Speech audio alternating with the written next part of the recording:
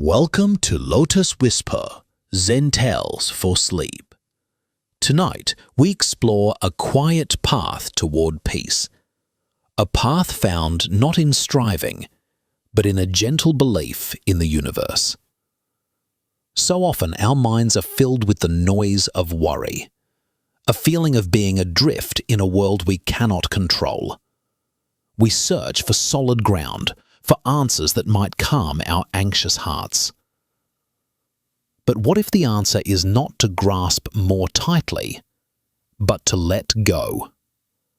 This evening's story is about this very release.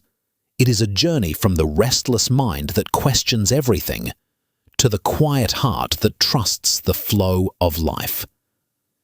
It is an invitation to find stillness not by fighting the current, but by becoming one with it, allowing the gentle rhythm of existence to guide you toward deep, peaceful rest. Please subscribe to the channel to hear more stories like this. Part 1. The Anxious Heart in a Boundless World. The world for Kale was a vast and boundless ocean, and he was a very small boat, tossed by waves he could neither predict nor control. His heart was a tightly wound knot of anxieties, each thread a different worry, a different fear about a future that felt as formless and intimidating as the morning mist that clung to the valleys below his village. He lived with a constant low hum of unease, a feeling that if he were to stop striving, stop planning, stop worrying for even a single moment, his little boat would be swamped and he would be lost forever in the deep, dark water. His days were spent in a flurry of careful activity. He would mend the nets for the village fishermen with a precision that bordered on obsession, checking each knot 3, 4, 5 times. He would stack firewood for the winter, arranging the logs in perfect, unshakable patterns, believing that if he could control this small corner of his world, the larger chaos might be held at bay. But it never was. At night, when the village grew quiet and the only sounds were the crickets and the distant sigh of the wind, the ocean inside him would rage. He would lie on his simple mat, his eyes wide open in the darkness, his mind racing through endless scenarios of what could go wrong. A poor harvest, a long winter, a sickness, a loss. Each possibility was a wave that crashed against him, leaving him breathless and exhausted. He tried to build walls in his mind to keep the fears out, walls made of logic and reason.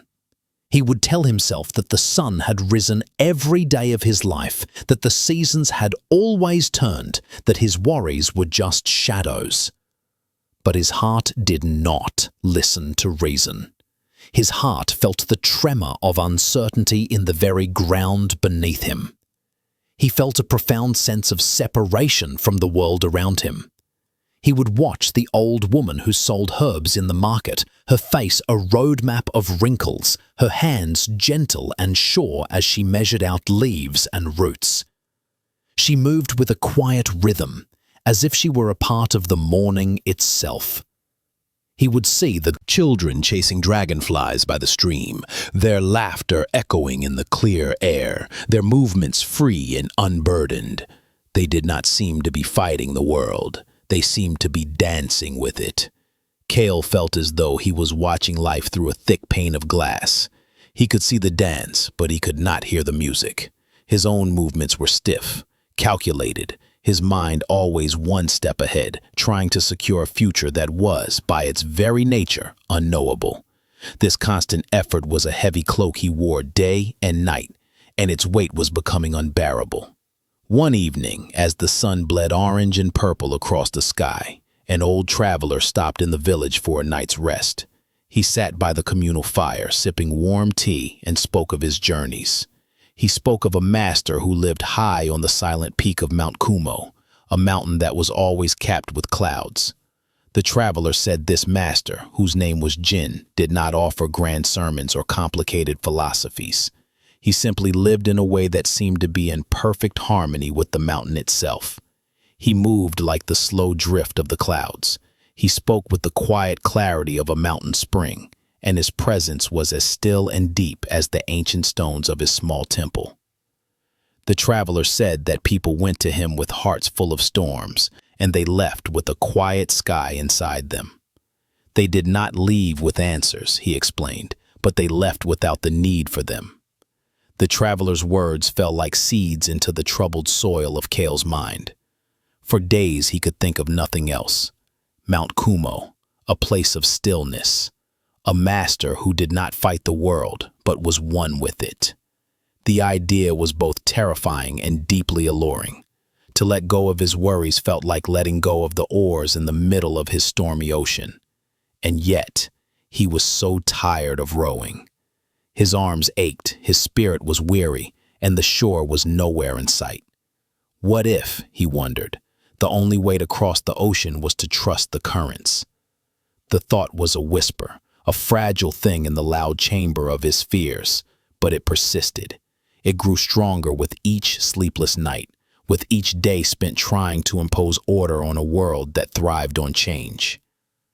Finally, one morning before the sun had even touched the horizon, Kale made a decision.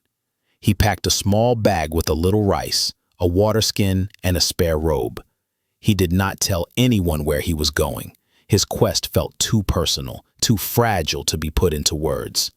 He was not even sure what he was seeking. An answer? A cure? Or maybe just a moment of silence.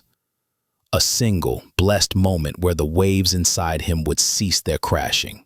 With the first pale light of dawn painting the eastern sky, he left the village and began the long walk toward the distant, cloud-shrouded peak of Mount Kumo. The journey was a trial in itself.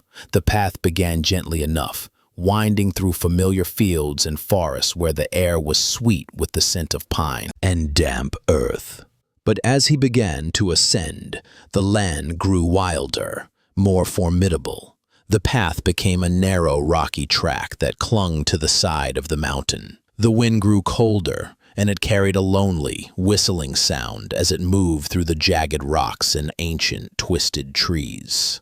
Kale's body, accustomed to the gentle rhythms of the village, ached with the effort of the climb. His muscles burned, and his breath came in ragged gasps. But the physical struggle was a strange kind of relief.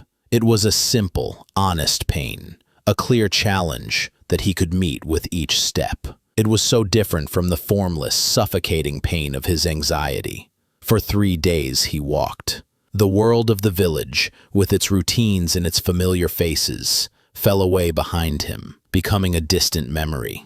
Here on the mountain, there was only the stone beneath his feet, the sky above his head, and the constant presence of the wind. His mind, at first, continued its frantic work. It worried about the dwindling supply of rice. It fretted about losing the path. It imagined encounters with wild animals. It questioned the wisdom of this entire journey, telling him to turn back, to return to the safety of his predictable life. But the mountain did not listen to his thoughts.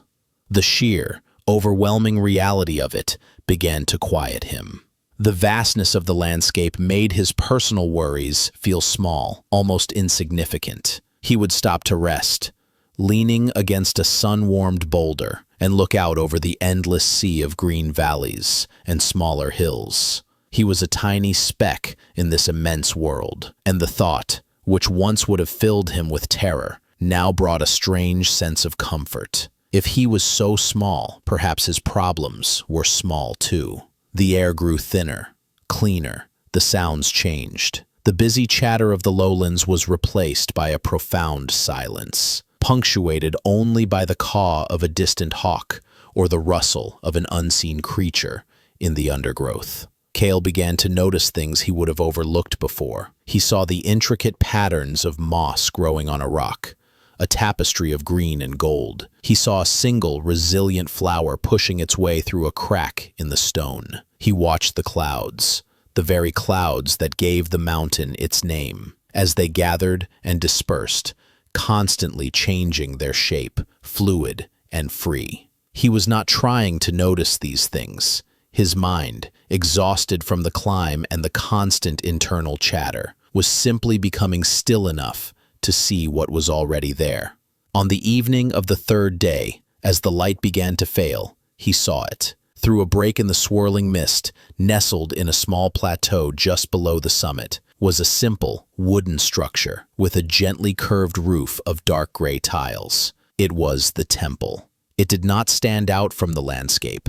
It seemed to have grown from it, like the ancient pines that surrounded it. There was no grand gate, no imposing statues. There was only a sense of deep, abiding peace that seemed to radiate from the very wood and stone of the building. Kale's heart, which had been pounding from the climb, began to slow. He approached the temple with a reverence he did not know he possessed. The path ended at a set of worn stone steps, smoothed by countless seasons of rain and wind. He placed his foot on the first step, and it felt as solid and eternal as the mountain itself. He found the master in a small, raked gravel garden behind the temple. He was an old man, smaller than Kale had imagined, with a bald head and a face etched with the same deep, gentle lines as the bark of an old tree. He wore a simple earth-colored robe and was sweeping fallen leaves with a bamboo broom. The movements were slow, deliberate, and utterly graceful. He did not seem to be performing a chore. He seemed to be in a silent conversation with the leaves, the gravel, and the evening air. Each sweep of the broom was a perfect, unhurried arc. There was no wasted motion, no sign of effort. Kale stood at the edge of the garden, his bag feeling heavy in his hand, his mind a sudden chaotic jumble of all the questions he had prepared, all the explanations for his presence. He had rehearsed this moment in his mind 100 times, but now that he was here, words felt clumsy and inadequate. How could he possibly explain the storm inside him to a man who was the embodiment of stillness? The master, Jin, finished his sweeping, creating a final, perfect swirl in the gravel. He did not seem surprised to see Kale. He turned his head slowly, and his eyes met Kale's. They were dark, clear eyes, and they held no judgment, no expectation. They simply saw. They saw the weariness of the journey on Kale's face, the dust on his clothes, and perhaps they saw the deep, unspoken turmoil in his heart. For a long moment, neither of them spoke. The silence was not awkward or empty. It was full, rich, and alive. It was the silence of the mountain, of the ancient stones, of the vast sky. In that silence, Kale felt the tight knot in his chest loosen just a little. Finally, the master gave a slight, almost imperceptible nod. He gestured with his hand toward a small wooden veranda that overlooked the garden. The journey was long, he said. His voice was like the sound of a low-toned temple bell, soft but resonant, seeming to vibrate in the air itself. Come, sit. Tea is a good companion after a long walk. Kale followed him, his movements feeling awkward and loud in the quiet space. He sat on the cool, smooth wood of the veranda while the master disappeared inside. He returned a few moments later with a small iron teapot and 2 simple, handleless cups. He poured the tea, a pale green liquid that smelled of grass and rain. The steam rose in a delicate wisp, dancing in the cool evening air. The master placed a cup before Kale and one for himself. He did not ask Kale his name, or why he had come, or what he was seeking. He simply sat, holding his cup in both hands, and looked out at the garden as the last light of day faded from the sky. Kale picked up his own cup. It was warm against his palms. He had come all this way, endured a difficult journey, his mind filled with 1,000 urgent questions that had felt like matters of life and death. He had wanted to pour out his heart, to explain the endless anxiety, the fear, the feeling of being lost. He had hoped the master would give him a secret, a technique, a piece of wisdom that would fix him. But now, sitting here in the profound stillness of the mountain temple, with the warmth of the tea seeping into his hands and the quiet presence of the old man beside him, his urgent need for answers began to feel less important. The questions were still there, swirling in the back of his mind, but their sharp edges had softened. For the first time in as long as he could remember, there was a small space between him and his worries. He took a sip of the tea. It was simple, slightly bitter, and wonderfully warm. It tasted of the mountain, of clean water and wild leaves. He watched the master, who was gazing at a single moss-covered stone in the garden as if it were the most fascinating thing in the world. The master's face was completely serene. He was not waiting for Kale to speak. He was not preparing some wise lesson. He was simply being there, fully present in that moment, with the cooling tea, the darkening sky, and the silent stones. Kale looked out at the garden himself. The raked patterns in the gravel looked like ripples on a still pond. The scattered leaves that the master had not yet swept looked like small boats, resting peacefully on the water. He saw the world through the master's eyes for just a moment, and he saw not chaos, not a series of problems to be solved or threats to be managed, but a simple, profound, and deeply peaceful unfolding. He did not understand it. His mind, so accustomed to analyzing and dissecting everything, could not grasp the source of this peace. It was not logical. It was not something that could be earned or built. It was simply there, like the mountain. He took another sip of tea, and another. He did not speak. He just sat, and for the first time he allowed himself to listen. He listened to the sound of his own breathing, which was slowly growing deeper and more regular. He listened to the whisper of the wind as it moved through the eaves of the temple. He listened to the vast, deep silence that held all of these small sounds within it. The anxious heart that he had carried up the mountain was still there, but it was beating a little more slowly now. The boundless, intimidating world that had once terrified him now seemed, in the gentle twilight, to be holding him in a quiet, patient embrace. His journey had just begun. But as he sat there, sipping tea in the company of a silent old man, he felt a flicker of something he had not felt in a very long time. A small, fragile, and utterly precious sense of hope. The hope that perhaps peace was not something to be found, but something to be allowed. Part 2. The Sound of a Silent Mind.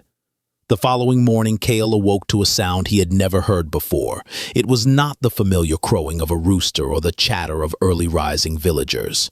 It was the deep, resonant tone of a single bronze bell, a sound that seemed to emerge from the very heart of the silence, rather than breaking it.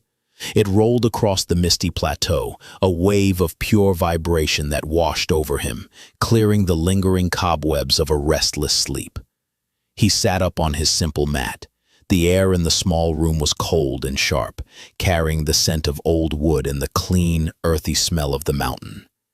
Through the open paper screen of his window, he could see the sky turning from a deep indigo to a soft, pearly gray.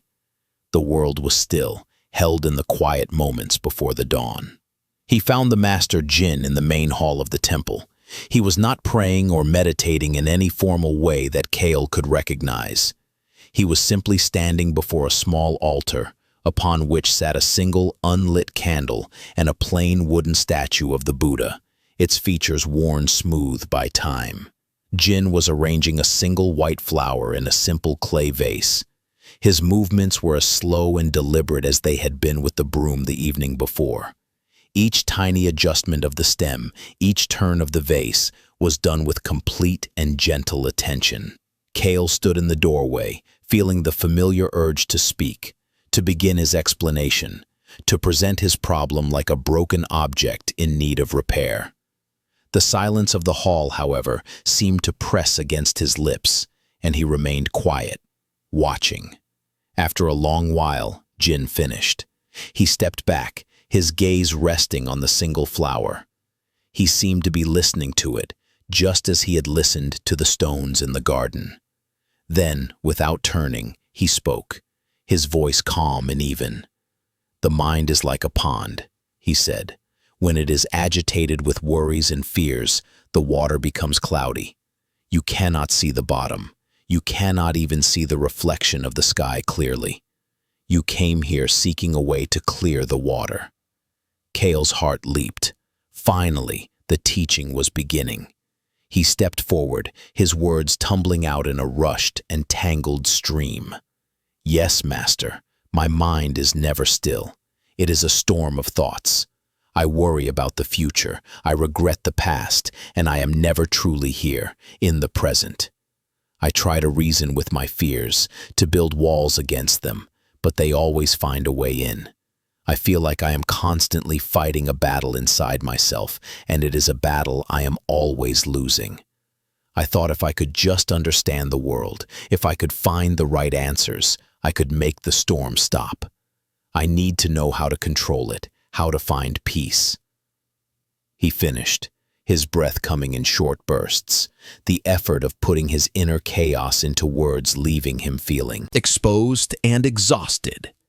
Jin turned to face him. His expression was one of deep, compassionate listening.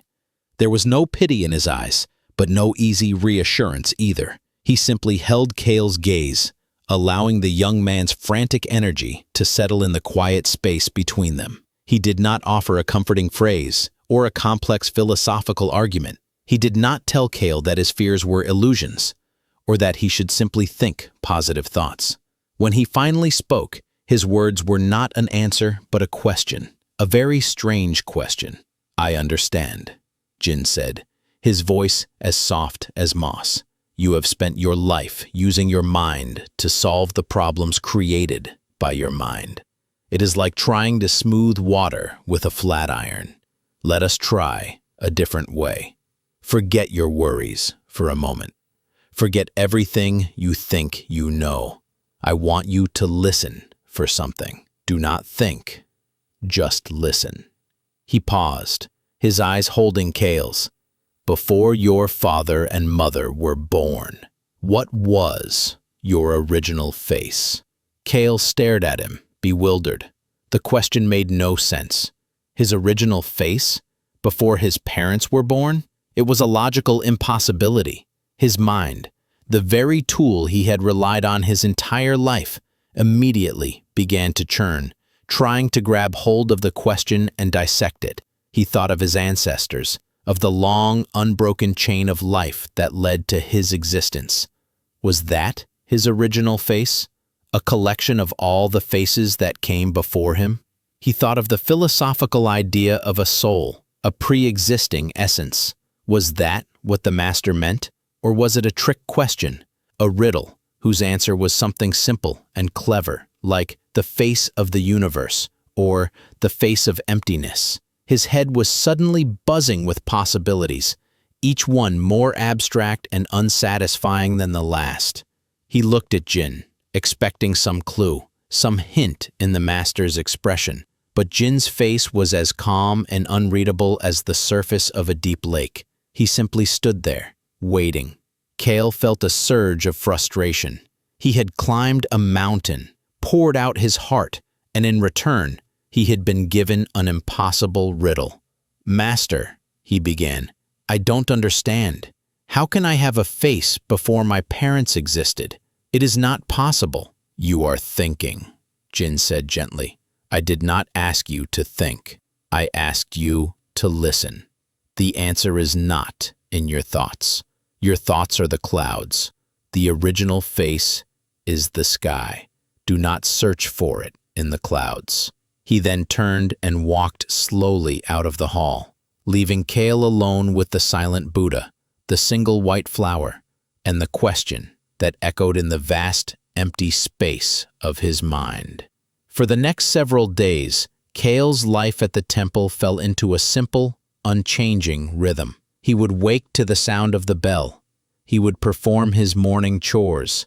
He would eat a simple meal of rice and pickled vegetables with the master. He would work in the garden or chop wood for the fire.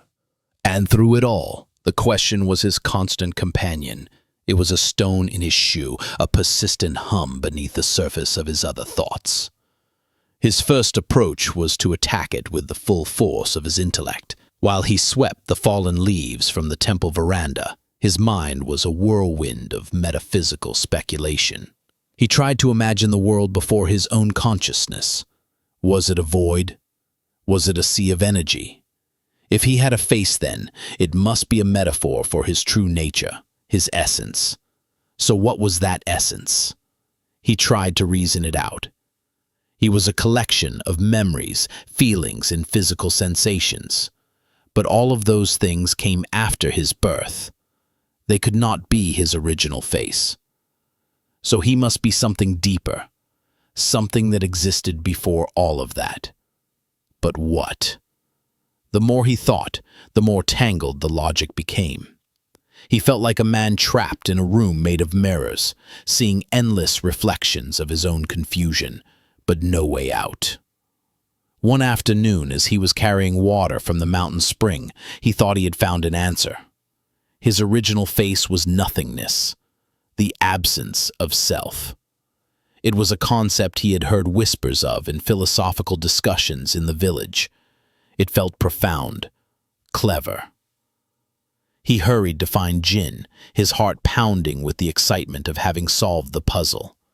He found the master mending the temple roof, carefully replacing a cracked tile.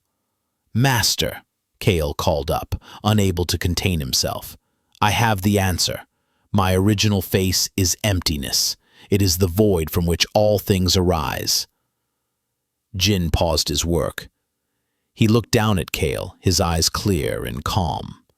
He did not praise him or correct him. He simply asked another question. Emptiness is a word. A void is a thought. Who is it that thinks these thoughts? He then turned back to his work, fitting the new tile into place with a quiet, final tap. Kale felt the ground drop out from under him. He had offered a concept, an idea born from his intellect. The master had gently pushed it aside and pointed back toward the source, toward the questioner himself. He was left with nothing but his own frustration. He felt like a failure. He was not wise enough, not clever enough to understand. The old anxieties began to creep back in, whispering in his ear that this journey was a mistake, that he was just as lost here as he had been in the village. He continued his work, his mind now sullen and quiet. He chopped wood for the kitchen fire.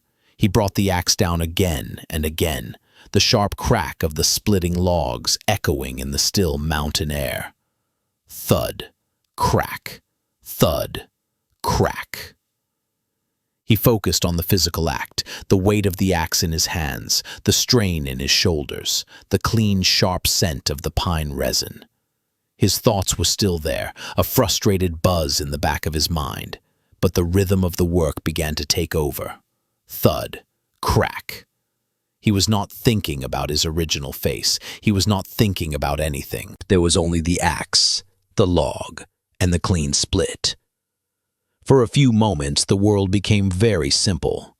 There was no past, no future, only the solid, repetitive present. Days turned into a week, and then 2. Kale's frantic search for an answer began to exhaust itself. His mind, like a tired muscle, could no longer maintain the same level of intense analytical effort. The koan, what was your original face, began to change. It was no longer a riddle to be solved. It became a kind of mantra, a sound that simply existed in his mind without the frantic need for a solution. It was there when he woke up. It was there when he carried water. It was there when he sat in the evening, watching the stars appear in the vast, dark sky. The question was no longer a source of frustration. It was simply a presence. He began to notice the world around him with a clarity he had never experienced before. His mind, less cluttered with its own internal arguments, had space to receive the world as it was. He noticed the way the light filtered through the leaves of the maple tree outside the kitchen, dappling the ground with shifting patterns of gold. He heard the subtle differences in the sound of the wind, how it whispered through the pines and how it rustled the bamboo grove. He felt the rough texture of the wooden bucket in his hands, the coolness of the spring water on his skin, the warmth of his teacup in the morning. These were not thoughts. They were direct experiences, simple and profound. He was not analyzing them or judging them. He was just living them. One evening, he was sitting with Jin on the veranda. They had finished their silent meal and were watching the moon rise over the opposite peak. It was a perfect, silver disk, and it cast a gentle, ethereal light over the gravel garden, making the stones glow. Kale's mind was quiet. The koan was there, a soft echo in the background. But it was peaceful. He was not trying to answer it. He was just sitting, breathing, watching the moon.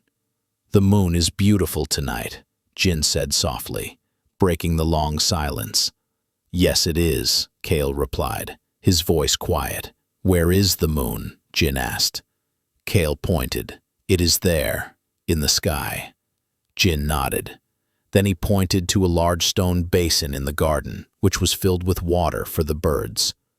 The surface of the water was perfectly still, and in it was a flawless reflection of the moon. "And where is the moon now?" he asked. "It is there too," Kale said, "in the water."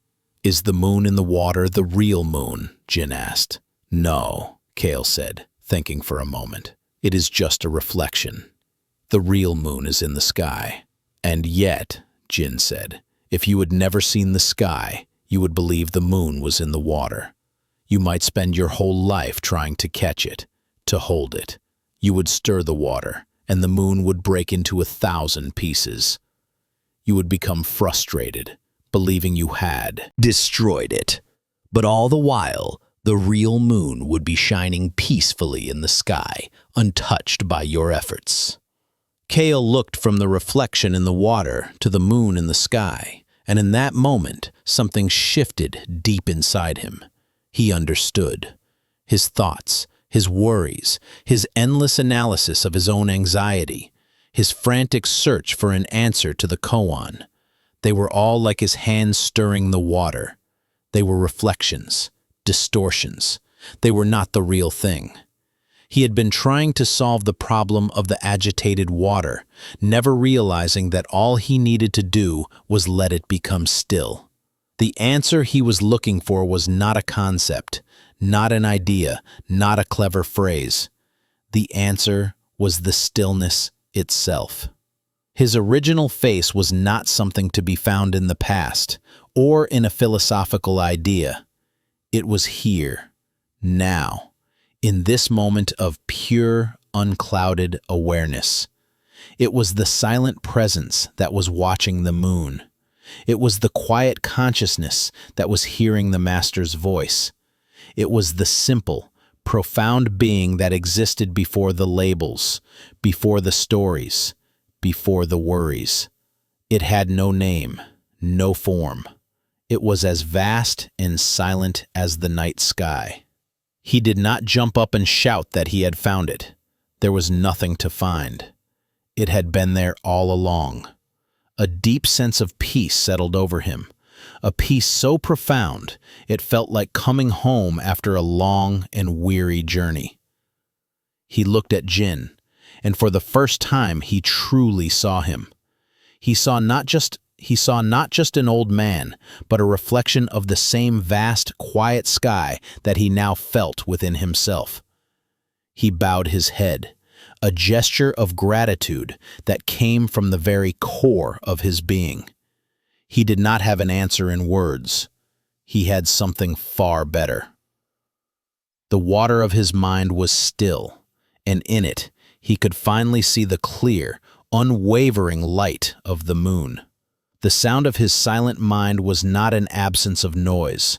It was the presence of everything, perceived without resistance, without judgment, without fear. It was the sound of the wind, the light of the moon, and the steady, quiet beat of his own peaceful heart. Part 3. The wisdom of the flowing river. The quietude that had settled in Kale's mind was a delicate thing, like the first thin layer of ice on a winter pond. It was beautiful and clear, but he felt a constant, subtle fear that the slightest disturbance would shatter it. In the serene bubble of the mountain temple, with its silent gardens and slow, deliberate rhythms, peace felt possible. But he could not silence the whisper of doubt that asked, "What will happen when you return to the world?" The world was not a raked gravel garden. It was a place of constant motion, of unexpected events, of gain and loss. His newfound stillness felt conditional, a peace borrowed from the mountain, not one that truly belonged to him. He worried that the moment he stepped back into the stream of life, his old anxieties would pull him under. Jin seemed to sense this fragile state. He understood that the stillness Kale had found was a beginning, not an end. It was the discovery of a quiet room within oneself, but Kale had not yet learned how to keep the door to that room open amidst the winds of change. One morning, after their silent breakfast, Jin did not gesture toward the garden or the woodpile. Instead, he picked up a simple walking staff and nodded toward a path that led away from the temple, down into a thick grove of cedar and pine. "Come," he said simply. "Let us walk. The mountain has more to teach than just its silence." Kale followed, his heart a mixture of curiosity and apprehension. The path was steeper than the one he had climbed to reach the temple, descending into a narrow ravine. As they walked, a new sound began to grow, gradually overwhelming the whisper of the wind in the trees. It was a low, constant roar, a sound of immense and ceaseless energy. It was a sound that reminded Kale of the ocean of his anxieties, the very force he had come here to escape. The sound grew louder and louder until the air itself seemed to vibrate with it.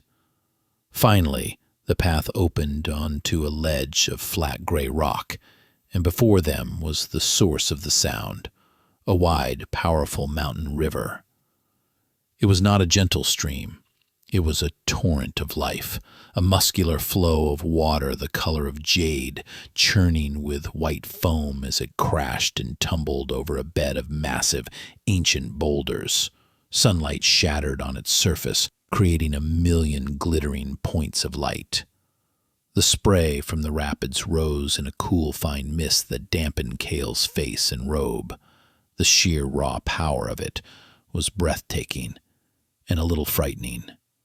This was the world in its essence, untamable, unpredictable, and always, always moving.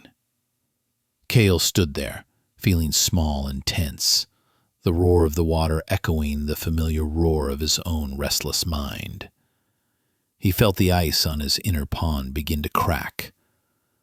Jin walked to the very edge of the rock, seemingly unbothered by the thunderous noise. He stood for a long time, simply watching the water flow. He was not analyzing it or judging it. He was just being with it, his presence as solid and calm as the rock beneath his feet. Kale watched him, wondering what lesson could possibly be found in this display of chaos. Finally, Jin turned his head slightly toward Kale, though he had to raise his voice to be heard over the river. "You see this river?" he said. "It has been flowing long before we were born. It will be flowing long after we are gone. It is the lifeblood of this mountain. What do you see when you look at it?" "I see power," Kale said, his voice tight. "I see chaos. It is relentless. It never stops." Jin nodded. "Yes, it never stops. That is its nature. Now look there." He pointed to a huge dark boulder that stood in the very middle of the current. The water, which flowed smoothly on either side, slammed against the face of the rock with incredible force. It created a violent, churning turbulence, a constant explosion of white water and spray. The sound at that one point was much louder, a continuous, angry roar of conflict. "That boulder," Jin said, "is very strong. It has been there for 1,000 years. It resists the flow with all its might, and because it resists, it experiences the full violent force of the river. It is a life of constant battle. The water is worn away by the rock, but the rock is also worn smooth by the water. The struggle is endless." He paused, letting Kale absorb the image. Kale could feel the truth of it in his own body. He had been that boulder. His anxieties, his need for control, his desperate attempts to build a permanent, safe reality for himself, they were all forms of resistance. He had been standing in the middle of the river of life, trying to hold back the current with the force of his will. And the result was exactly this: a life of constant, noisy, exhausting turbulence. Then, Jin pointed to a small red maple leaf that had just fallen from a tree upstream. It landed gently on the surface of the water and was immediately caught by the current. It did not fight. It did not struggle. It simply yielded to the flow. It danced over the rapids, swirled in an eddy, and then moved on, carried effortlessly downstream. It was on the same powerful river, yet its journey was not a battle. It was a dance. "The leaf also travels the river," Jin said, his voice now softer, as if the river itself had quieted to let him speak. "It does not resist. It does not try to direct the current.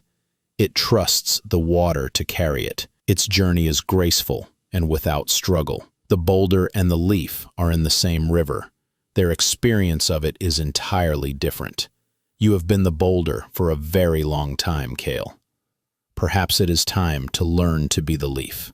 To learn to be the leaf. The idea was beautiful, but it terrified Kale. To let go, to yield, to trust the current. It felt like giving up. It felt like surrendering to the very chaos that had tormented him his whole life. His mind immediately produced a list of objections. What if the current carries you toward a waterfall? What if it smashes you against the rocks? To be a leaf was to be utterly without control, and the desire for control was the deepest root of his being. He voiced his fear. "But Master, if I let go, how can I be sure I will be safe? The world is full of dangers. If I do not plan, if I do not worry, if I do not try to control my path, I will be destroyed." Jin smiled, a gentle, knowing smile. "Did your worrying ever truly keep you safe, or did it simply make you feel the fear of 1,000 possible dangers, most of which never came to pass? The river will flow where it will flow. You cannot stop it. The boulder's resistance does not change the river's course. It only creates suffering for the boulder. The leaf, by yielding, becomes one with the power of the river. It is carried by a force far greater than its own. True safety is not found in resistance. It is found in wise and graceful adaptation." He then bent down and picked up a handful of water, letting it run through his fingers. "You can never step in the same river twice," he said, his eyes looking into the distance. "The water that touches you now is gone in an instant, replaced by new water from upstream. It is always new, always fresh. This is the nature of life. Every moment is new. Every breath is a new breath. But the mind clings. It clings to yesterday's water, which is already gone. It worries about tomorrow's water, which has not yet arrived. And so it misses the beauty and the reality of the water that is flowing right here, right now." This was the heart of the lesson: impermanence. Kale had always seen change as the enemy. The changing of the seasons brought the fear of a harsh winter. The changing of his health brought the fear of sickness. The changing of relationships brought the fear of loss. He had spent his life trying to build dams against the flow of time, trying to hold on to moments, people, and feelings as if they were solid possessions. But nothing was solid. Everything was like the river, a constant, unending flow. His suffering, he was beginning to see, was not caused by the fact that things changed. It was caused by his desperate, impossible desire for them to stay the same. It was the friction between his expectations and reality. For the rest of that day, and for many days that followed, the river became Kale's place of meditation. He would go and sit on the gray rock, sometimes for hours, just watching. He watched the relentless, powerful flow, and he began to see it not as chaos, but as a kind of perfect, dynamic order. The river was not fighting its path. It was simply following the contours of the land, always seeking the lowest point, always moving toward the great ocean that was its destination. It did not complain about the rocks in its way. It simply flowed around them. It did not rush in the calm, deep pools or try to slow down in the rapids. It accepted each part of its journey with the same impartial grace. He began to apply this lesson to the flow of his own mind.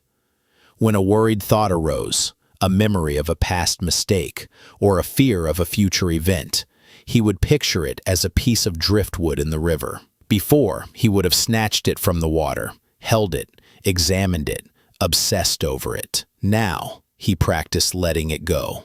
He would acknowledge the thought, "Ah, there is the fear of being alone." And then he would place it on the surface of his inner river and watch it float away. Sometimes it would get stuck in an eddy, circling back again and again. But he would not fight it. He would just watch it, without judgment, until the current eventually caught it again and carried it out of sight. It was not an act of suppression.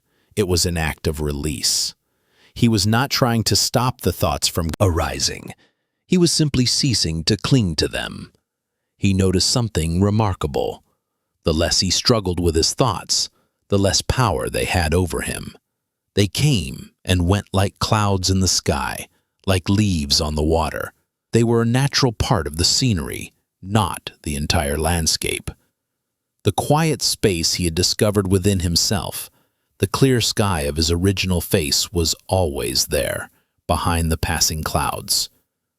The river of his mind was still flowing, but he was no longer a boulder in its center. He was becoming the witness, sitting peacefully on the bank. One afternoon, a sudden mountain storm rolled in. The sky turned a dark, bruised purple, and a torrential rain began to fall. The river, which had been clear and swift, transformed into a raging, muddy torrent.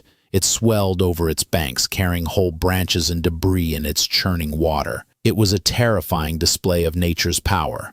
Kale's first instinct was to retreat into fear, to see this as proof that the world was indeed a dangerous and chaotic place. But he remembered Jin's words and forced himself to stay, watching from a safe distance. He saw that even in this violent state, the river was only being itself. It was not angry or evil. It was simply responding to the conditions, to the great volume of water falling from the sky. This too was part of its nature. And he knew that in a day or two the storm would pass, the water levels would fall, and the river would run clear again. Life was like this. There were storms. There were periods of violent upheaval. Resisting them was futile. The only wisdom was to find a safe place on the bank, to respect the power of the storm, and to trust that, like all things, it too would pass. The peace he was seeking was not a life without storms. It was the inner strength and flexibility to navigate the storms without being swept away. When the rain finally subsided and a watery sun broke through the clouds, Kale walked back to the temple. He felt a profound shift within him. The relaxation he now felt was different from the stillness he had experienced before. That stillness had been like a held breath. This relaxation was like a deep, full exhalation. It was a letting go, a surrender. It was the feeling of his muscles unclenching after a long and pointless struggle. He was beginning to understand that belief in the universe was not a grand, abstract philosophy. It was the simple, practical wisdom of the flowing river. It was the trust that if you stop fighting the current, it will carry you where you need to go. He found Jin on the veranda, calmly sipping tea and watching the last of the storm clouds drift away over the peaks. The air was washed clean, and the world smelled of wet earth and pine. Jin looked at Kale, and his eyes held a quiet warmth. He did not need to ask what Kale had learned. He could see it in the way Kale stood, in the new softness around his eyes, in the easy way he breathed. "The river is a good." "Teacher," Jin said. "Yes, master," Kale replied. His voice was steady and calm. "It taught me that my struggle was with myself, not with the world. I was trying to hold on to the water." He looked out at the glistening, rain-drenched landscape, at the world that was constantly changing, constantly flowing, constantly being born anew in every moment. The boundless world no longer seemed like an intimidating ocean. It seemed like a beautiful, powerful river. And for the first time in his life, he felt the quiet, thrilling possibility that he might just be able to float. Part 4. The Story of the Empty Cup. Kale's experience at the river had carved a new channel in his mind. The wisdom of impermanence was a cool, clear water that had washed away the sharpest edges of his fear. He felt a sense of relaxation he had not known was possible, a quiet acceptance of the world's constant flow. Yet, as the days passed, a new kind of effort began to take root. His mind, so accustomed to grasping and holding, began to collect his new insights. He would sit in meditation and think, "I must be like the leaf. I must let go." While sweeping the garden, he would remind himself, "This is impermanence. Everything is changing." He was turning the living truths he had experienced into a set of rules, a new collection of ideas to be catalogued and stored. The peace he felt was real, but it was becoming a concept he was trying to possess. He was building a new kind of wall, this one made of spiritual ideas, and he was trying to live safely behind it. The effortless grace of the leaf was becoming a goal to be achieved, and in that striving, a subtle tension began to return to his shoulders. His cup was filling up again. Jin, with his quiet, mountain-like perception, noticed this change. He saw that Kale had cleared away the muddy water of his anxiety, only to begin filling his pond with the clear water of doctrine. The water was cleaner, but the pond was still becoming cluttered, leaving no room for the sky to reflect itself.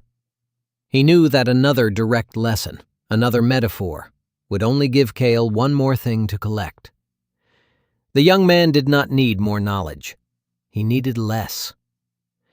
One afternoon when the sun was warm and the air was still, Jin found Kale sitting on the veranda, his brow slightly furrowed in concentration as he watched the clouds drift by. He was trying very hard to see the emptiness in their form, to feel the impermanence of their passing. He was observing the world through a filter of what he thought he should be seeing. "Kale," Jin said, his voice gentle. "Leave the clouds to their journey. Come, let us have tea." He led Kale not to the simple kitchen, but to a small separate room at the quietest corner of the temple grounds.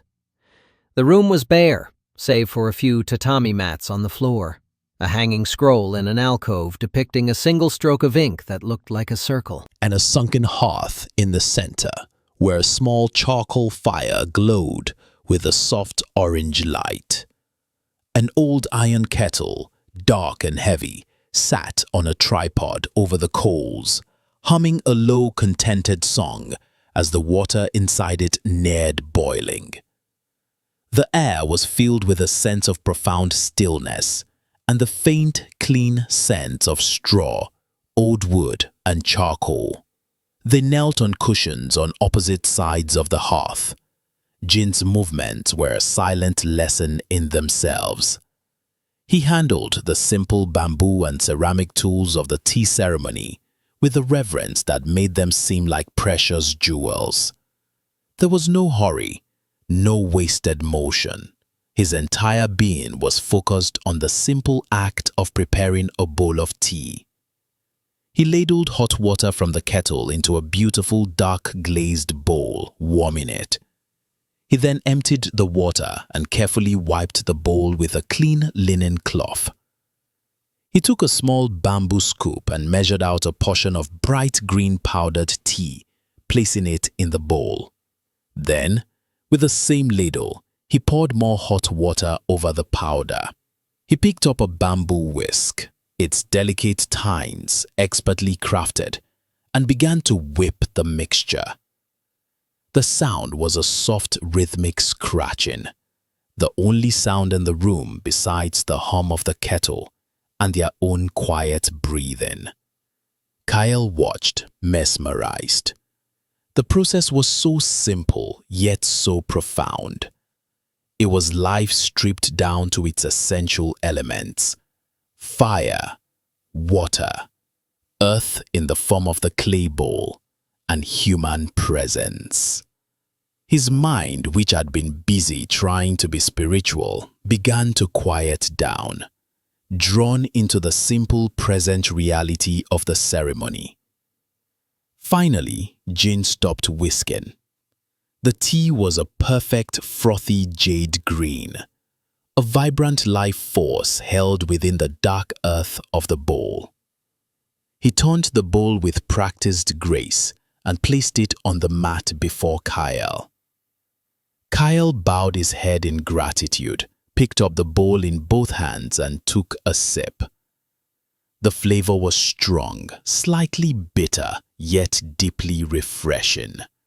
It tasted of sunlight and earth and pure, focused attention. As he savored the taste, Jin began to speak, his voice as calm and clear as the tea itself. "I once knew a man," he began, "a great scholar from the capital. His name was Kenji. He was a man whose mind was a magnificent palace filled with countless rooms, and every room was a library.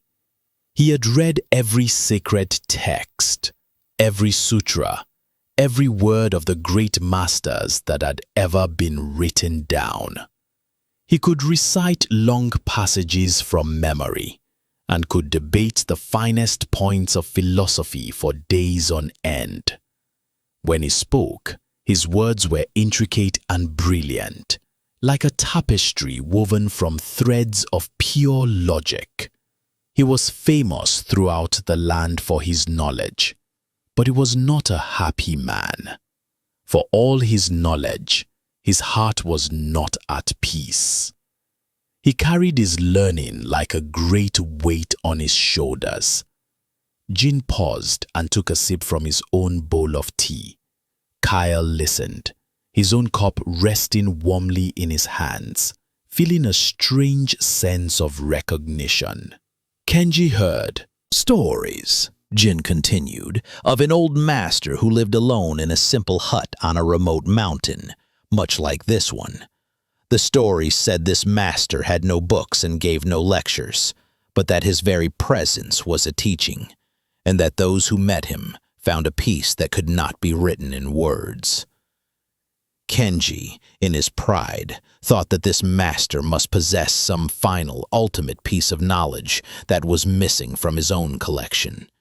He decided he would travel to meet this master, debate with him, and add this final jewel to the crown of his intellect.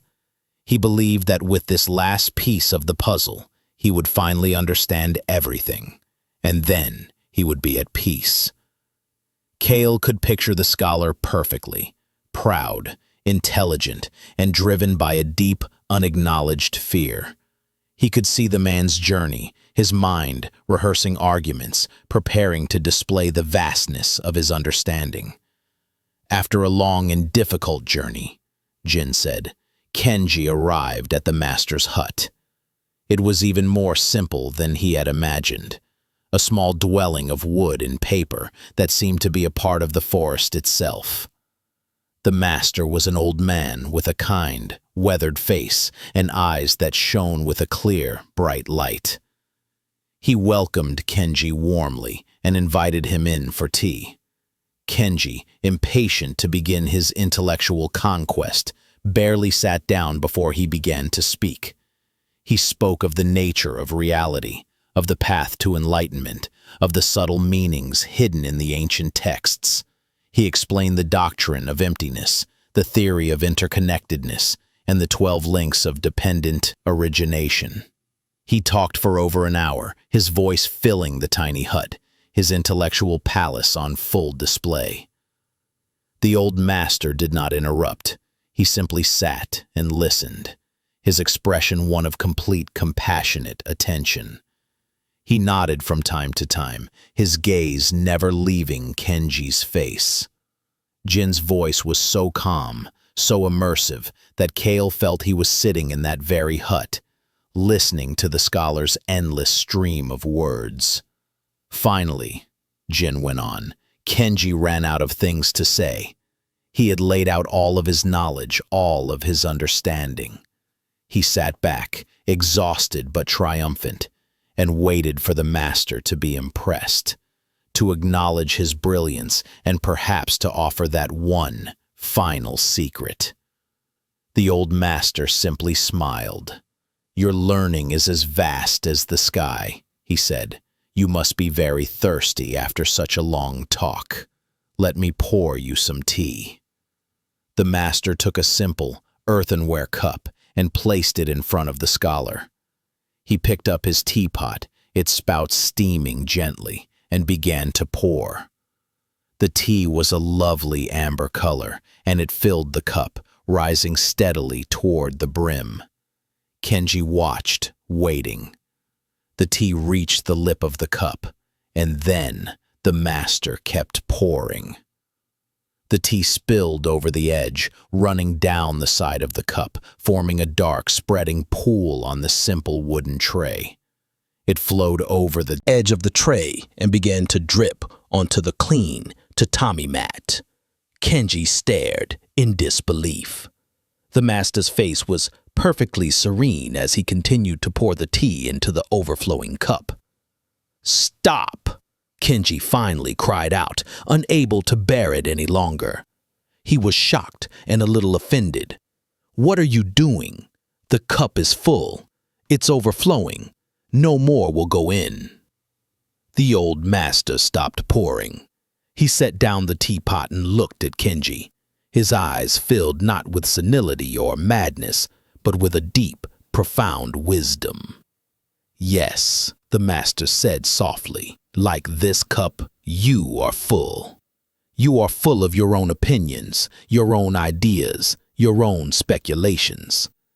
You have come to me asking for a teaching, but how can I show you anything new when your cup is already overflowing? How can I give you a taste of fresh tea unless you first empty your cup?" Jin fell silent. The story was over. The only sound in the room was the gentle hum of the kettle. The words hung in the air, simple, powerful, and utterly transformative. Kale looked down at the tea bowl in his own hands. He saw himself. He was Kenji. He had come to the mountain with a cup overflowing with anxieties, and when he had begun to find some peace, he had immediately started filling it again with ideas about peace, with concepts about letting go, with a new kind of intellectual clutter. He had been so busy trying to understand enlightenment that he had left no room for it to simply be. The realization washed over him, not as a thought, but as a profound physical sensation. It was a great, deep release, as if a tightly clenched fist in the center of his being had finally opened. He felt the tension he hadn't even been fully aware of drain from his neck and shoulders. His breath, which had been shallow, deepened into a slow, easy rhythm. He understood that emptying the cup was not about becoming ignorant or stupid. It was not about forgetting what he had learned. It was about letting go of the need to know. It was about releasing the arrogant assumption that his mind, with its limited concepts and words, could ever fully contain the vast, living reality of the universe. It was about approaching every single moment, not with a head full of answers, but with a heart full of open, curious space. It was the wisdom of the beginner's mind, the mind that is always fresh, always ready to see the world for the first time. He looked up at Jin, his eyes shining with a new, quiet clarity. He did not need to say anything. Jin saw the understanding on his face. He simply nodded and gestured to Kale's bowl. "The tea is getting cold," he said with a gentle smile. Kale took another sip. This time the taste was different. He was not tasting it through a filter of what he knew about tea. He was not thinking about the ceremony or its meaning. He was simply tasting the tea. The bitterness, the sweetness, the warmth, the texture. It was a direct, intimate experience. He was not Kale tasting tea. There was just the tasting. In that simple moment, his cup was empty and the entire universe was pouring in. For the rest of his time at the temple, this became his central practice. The empty cup was no longer just a story, it was his way of being.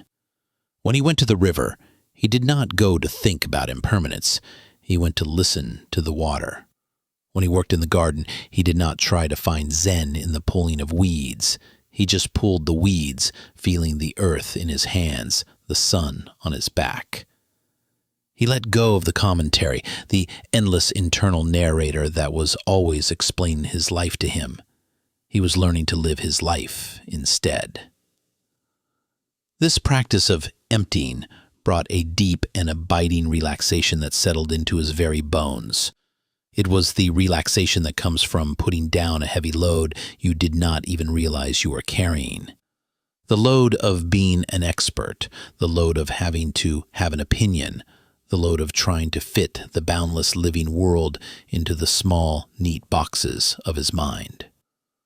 By emptying his cup, he was creating a space inside himself, a space of silence, a space of not knowing. And into that space, a quiet joy began to seep, a simple contentment with the mystery of being. One evening, Jin gave him a final instruction. "Do not even try to empty your cup," he said. "That is just another kind of effort, another idea to fill it with. Simply notice that it is already empty. Your true nature, your original face, is not a thing. It is the open space in which all things, all thoughts, all feelings arise and pass away. You are not the cup. You are not the tea. You are the emptiness that holds them both."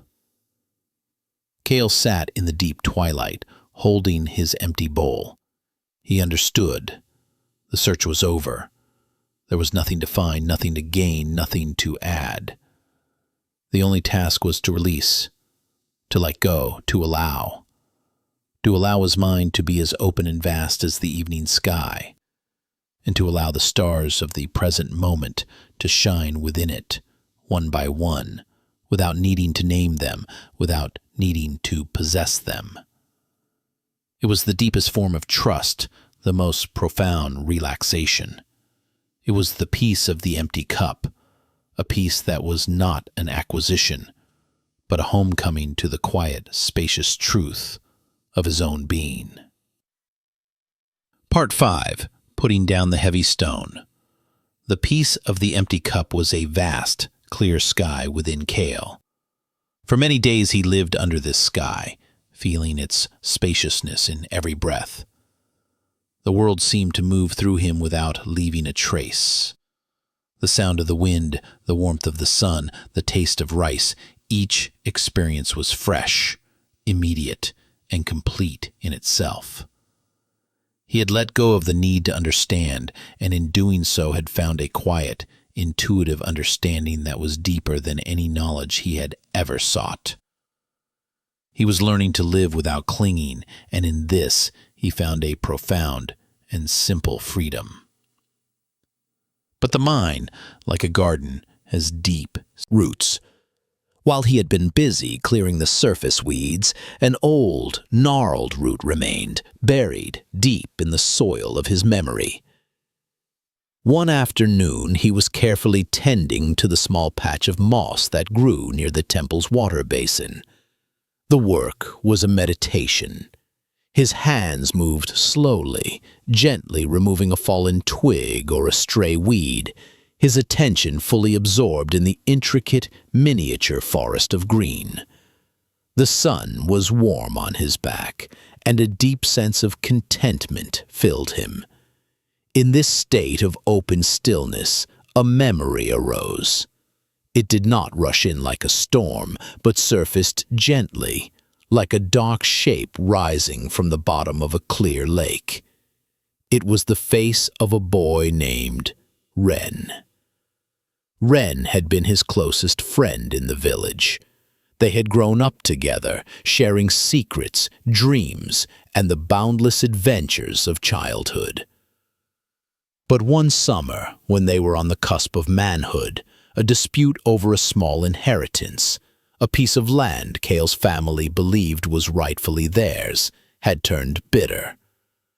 Ren's family had produced a document, and in a public gathering of the village elders, Ren had spoken against Kale, twisting the words of their private conversations to make Kale seem foolish and greedy. The elders had sided with Ren's family. The land was lost, but that was not the wound. The wound was the betrayal, the public humiliation. The look in Ren's eyes, a mixture of triumph and shame, was a brand on Kale's memory. He had not thought of it for a long time. His anxieties had been a thick fog that obscured such specific pains. But now, in the clarity of his newfound peace, the memory was sharp and vivid. As the image of Ren's face filled his mind, the moss garden faded from view. He felt a familiar, hot clenching in his chest. His jaw tightened. The old story, the one he had told himself 1,000 times, began to play on its own accord. The injustice, the shame, the anger. The clear sky of his mind was suddenly filled with a single, dark, heavy cloud. The peace he had cherished felt fragile, a thin veneer over this old, unhealed wound. He was no longer a leaf on the river. He was a boulder again, resisting this memory, fighting it, and the familiar, exhausting turbulence returned. He tried to use the tools he had learned. He told himself it was just a memory, driftwood on the water. But this piece of wood was different. It was heavy, waterlogged, and snagged on something deep within him. He could not watch it float by. He felt compelled to grab it, to hold it, to feel its jagged edges and its undeniable weight. He spent the rest of the afternoon in a state of quiet agitation, the memory replaying itself, the feeling of injustice churning within him. Jin, of course, noticed. He did not need words to see the change. He saw it in the way Kale's shoulders were now hunched forward, almost imperceptibly. He saw it in the slight tightness around his mouth. He saw the return of a shadow in the young man's eyes. That evening, as they sat for their meal, the silence between them was not as comfortable as it had been. It was filled with Kale's unspoken turmoil. After they had finished eating and had washed their bowls, Jin stood up. "Tomorrow," he said, "we will not work in the garden. We will walk a different path." The next morning they set out. The path Jin chose was not one they had taken before. It led away from the river, climbing up a steep rocky ridge. It was a difficult path, requiring careful footing and the use of one's hands to scramble over larger rocks. After they had been walking for some time, Jin stopped beside a jumble of stones that had fallen from a cliff face long ago. He looked through them, his eyes searching. Finally, he pointed to one. "That one," he said. "Pick it up." Kale looked at the stone. It was a piece of dark, dense granite, about the size of a large loaf of bread. It was irregular in shape, with some smooth, water-worn surfaces and other sharp, freshly broken edges. It looked heavy. "What for, master?" Kale asked. "Carry it with you," Jin said, his voice leaving no room for argument. "Do not put it down until I tell you." Kale was confused, but he obeyed. He bent down and wrapped his hands around the stone. It was even heavier than it looked. He had to use both hands to lift it, and the effort sent a strain through his back. He cradled it in his arms, the cold, hard weight pressing against his chest. They resumed their walk. For the first part of the journey, it was manageable. Kale was strong, and he found a way to hold the stone that was relatively comfortable. He felt a sense of purpose, as if this were a test of his physical endurance, a challenge he was determined to meet. He focused on his breathing and the placement of his feet on the uneven path. The stone was a weight, an obstacle, but his mind was set on the task of carrying it. But as the sun climbed higher in the sky and the path grew steeper, the stone began to change. It was no longer just a weight. It was a presence, a demanding, all-consuming presence. Its heaviness seemed to multiply with every step. The initial strain in his arms turned into a deep, burning ache. He had to stop and shift his grip, first holding it in his right arm, then his left, then cradling it again with both.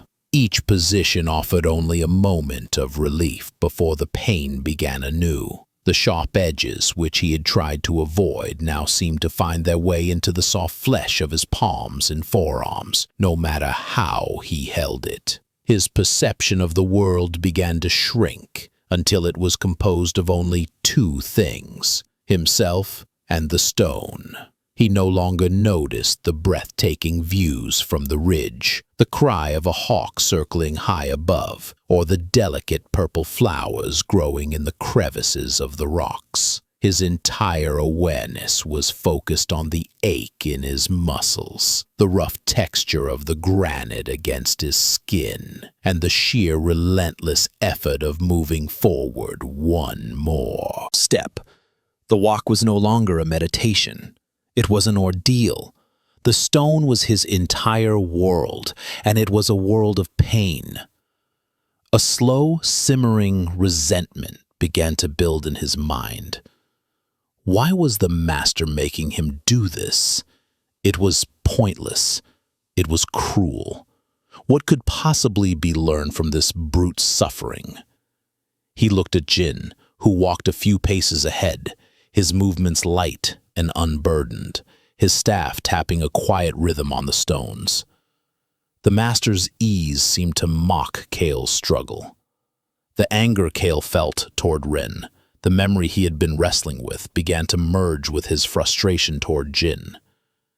It all felt like a great, unfair burden that had been placed upon him. They walked for what felt like hours. Kale's arms trembled with exhaustion. His breath came in ragged gasps. Sweat dripped from his brow and stung his eyes. Several times he stumbled, the stone's weight throwing him off balance. He wanted to cry out, to throw the stone down the mountainside and watch it smash into 1,000 pieces. But the master's instruction had been clear. Do not put it down until I tell you. And so he continued, his will locked in a grim battle with the simple, undeniable reality of the stone's weight. Finally, the path leveled out onto a small flat promontory that offered a panoramic view of the surrounding peaks and valleys. A single ancient pine tree grew from a crack in the rock, its branches twisted by the wind into a beautiful sculptural shape. Jin walked to the edge and sat down on a smooth, flat rock, looking out at the vast expanse. He seemed to be at perfect peace. Kale staggered to a stop a few feet away, his body screaming with exhaustion. He stood there, swaying slightly, the heavy stone still clutched in his arms. He was waiting for the word, the sweet, blessed permission to let go. Jin turned his head and looked at Kale. His gaze was not harsh or demanding. It was soft, filled with a deep compassion. How does the stone feel? He asked, his voice calm. It is heavy, master, Kale gasped, his voice strained. It is so heavy. My arms feel like they are on fire. I am tired. I cannot hold it much longer. Jin's expression did not change. He held Kale's gaze for a long moment. Then he said very softly, "Put it down." The words were like a key unlocking a cage. Kale did not place the stone down gently. He simply opened his arms and let it fall.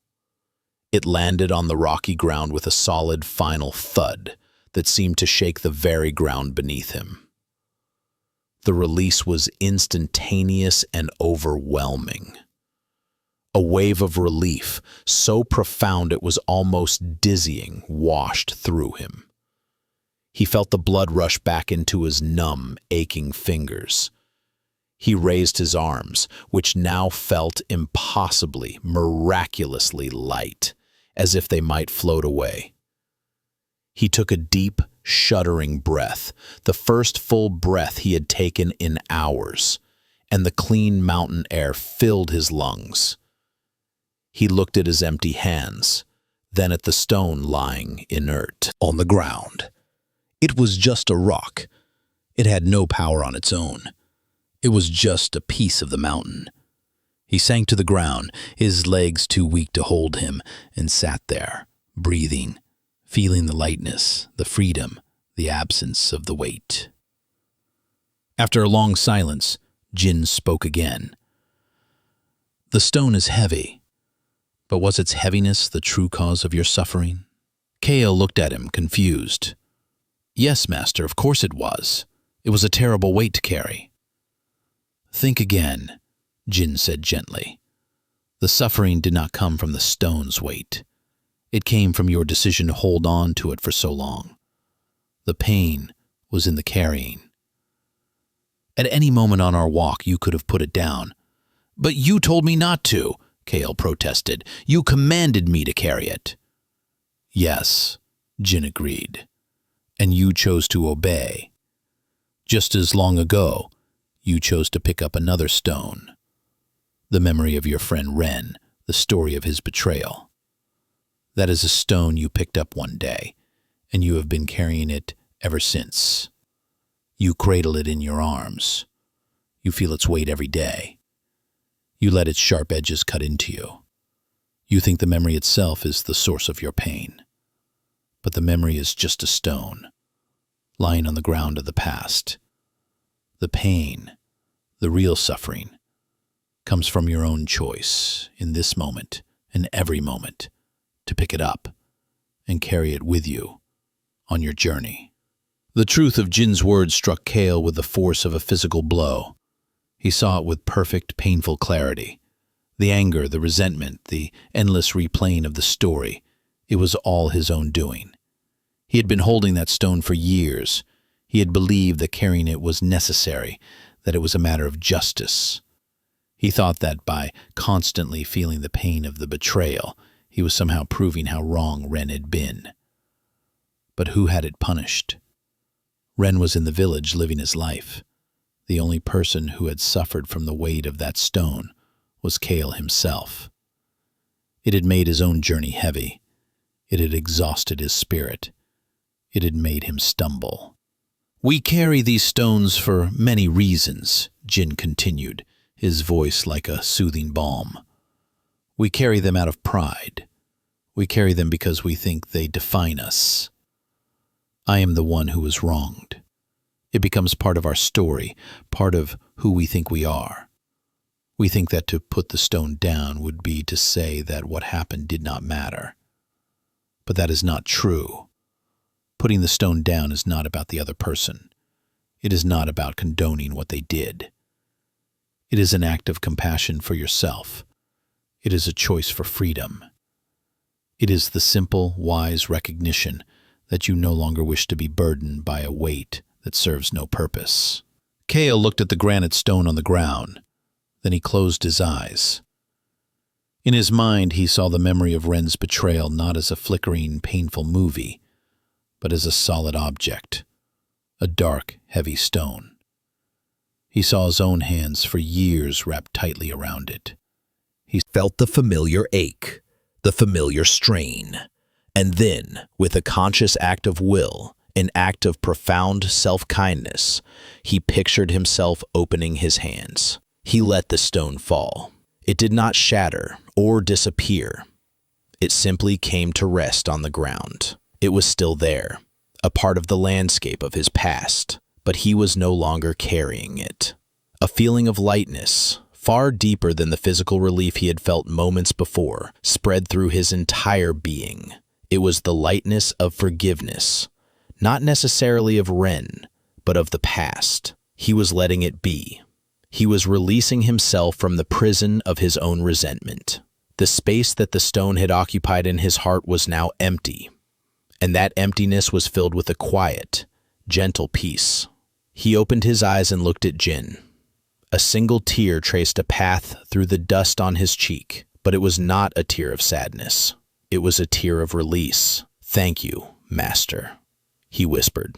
They sat together in silence for a long time as the sun began its descent, painting the sky in hues of orange and rose. The heavy stone lay on the ground between them, a silent teacher. Kale knew he would leave it there on the mountain. He would walk back to the temple, unburdened, with both hands free to feel the breeze, to steady his balance, to receive whatever the path had to offer. That night, as he lay on his mat, the deep relaxation he felt was not just in his muscles, but in the very center of his soul. He had put down the heavy stone, and in its absence, he found a space vast enough for the deepest, most restorative sleep he had ever known. Part 6. The Resilience of the Bending Bamboo. The lightness Kale felt after leaving the stone on the mountain was a new kind of existence.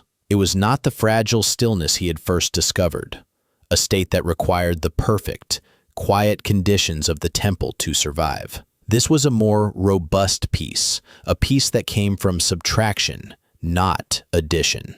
He felt a sense of inner spaciousness that he carried with him as he moved through his days. The world, which had once seemed so threatening, now felt more like a partner in a slow, unfolding dance. He had learned to quiet his mind, to accept the flow of impermanence, to empty his cup, and to put down the burdens of the past. He felt he had arrived at a safe harbor, a place of lasting tranquility. But the mountain, in its deep wisdom, knew that a harbor is only truly safe if it has been tested by a storm. The first sign of the change came in the sky. For several days, the air had been unnaturally still and heavy, the usual clear blue of the autumn sky replaced by a high, thin veil of milky white. The birds grew quiet. A strange, expectant silence settled over the mountain. Then, the wind began. It started as a low moan in the high passes, a lonely sound that slowly grew in strength and pitch. It was not the gentle breeze that whispered through the pines. This was a different entity, a wild and powerful force that was gathering its strength. Kale felt the change in the pressure of the air, and an old, familiar tremor of anxiety stirred within him. He found himself checking the roof tiles, securing the paper screens, his mind automatically generating a list of potential damages, of things that could go wrong. He saw the old habit of worry returning, and he felt a flicker of fear that his newfound peace was about to be blown away like a dry leaf. By the second day, the wind was a constant roaring presence.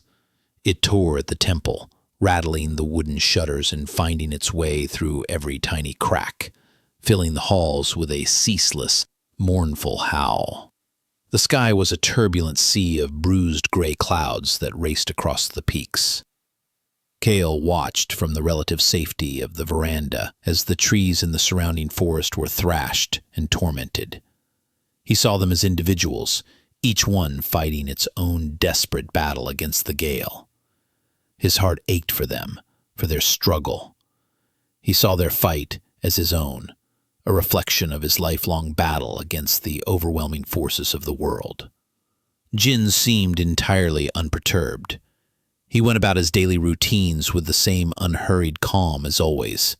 He swept the leaves that managed to find their way inside. He tended the small fire. He sat in meditation. His stillness was a silent anchor in the heart of the storm's fury. Late in the afternoon, as the wind reached a terrifying crescendo, Jin came to Kale, who was standing by a window, his knuckles white as he gripped the frame. "Come," Jin said, his voice a calm island in the ocean of noise. "There is something you must see." He led Kale not to the main hall, but to a small, protected alcove at the back of the temple. It was a spot sheltered by a deep overhang of the roof and a solid rock face, offering a safe vantage point from which to view a wide swath of the forest. From here, two very different parts of the woods were clearly visible. On the left stood a magnificent old cedar tree. It was a giant, a patriarch of the forest, hundreds of years old. Its trunk was thick and gnarled, a testament to its long endurance. Its branches were like powerful arms, covered in a dense foliage of dark green needles, and they reached toward the sky with an air of proud, unshakable defiance. On the right was a dense grove of bamboo. The stalks were slender, almost delicate in comparison to the cedar. They grew close together, a vibrant community of green that swayed with a collective grace. Kale's eyes were immediately drawn to the cedar. He saw in it a symbol of everything he had once believed strength to be. It was solid, rooted, and unyielding. It met the full, ferocious force of the wind head-on. As the gust slammed into it, the great tree shuddered. Its massive trunk barely moved, but its branches were thrown into a violent struggle. Kale could hear, even over the roar of the wind, the groaning of the wood, sound of immense strain. The tree was not yielding an inch. It was resisting with every fiber of its ancient being. It was a heroic, tragic battle, and Kale found himself holding his breath, silently cheering for the tree, praying for its strength to be enough. A particularly violent gust, a solid wall of invisible force, smashed into the cedar. The tree shook violently, and a terrible, sharp cracking sound, like a thunderclap, split the air. One of its largest branches, a limb as thick as a man's body, tore away from the trunk and crashed to the ground with a devastating finality, leaving a pale, raw wound on the side of the great tree. The cedar was still standing, but it was diminished, broken. Its defiance had come at a great cost. Jin placed a gentle hand on KL's shoulder and guided his gaze to the right. "Now, watch the bamboo," he said. KL turned his attention to the grove. Its experience of the storm was entirely different. The bamboo was not fighting the wind. It was in a profound and intimate relationship with it. As the same powerful gusts swept through the grove, the slender stalks did not resist. They yielded. They bowed, their green tips bending so low they sometimes touched the forest floor. They were not breaking. They were emptying themselves of all resistance, allowing the wind's immense energy to flow over and through them. The entire grove moved as one, a great, green wave rising and falling with the rhythm of the storm. The sound they made was not a groan of struggle, but a loud, sweeping rustle, a sibilant whisper that sounded less like a battle and more like a conversation.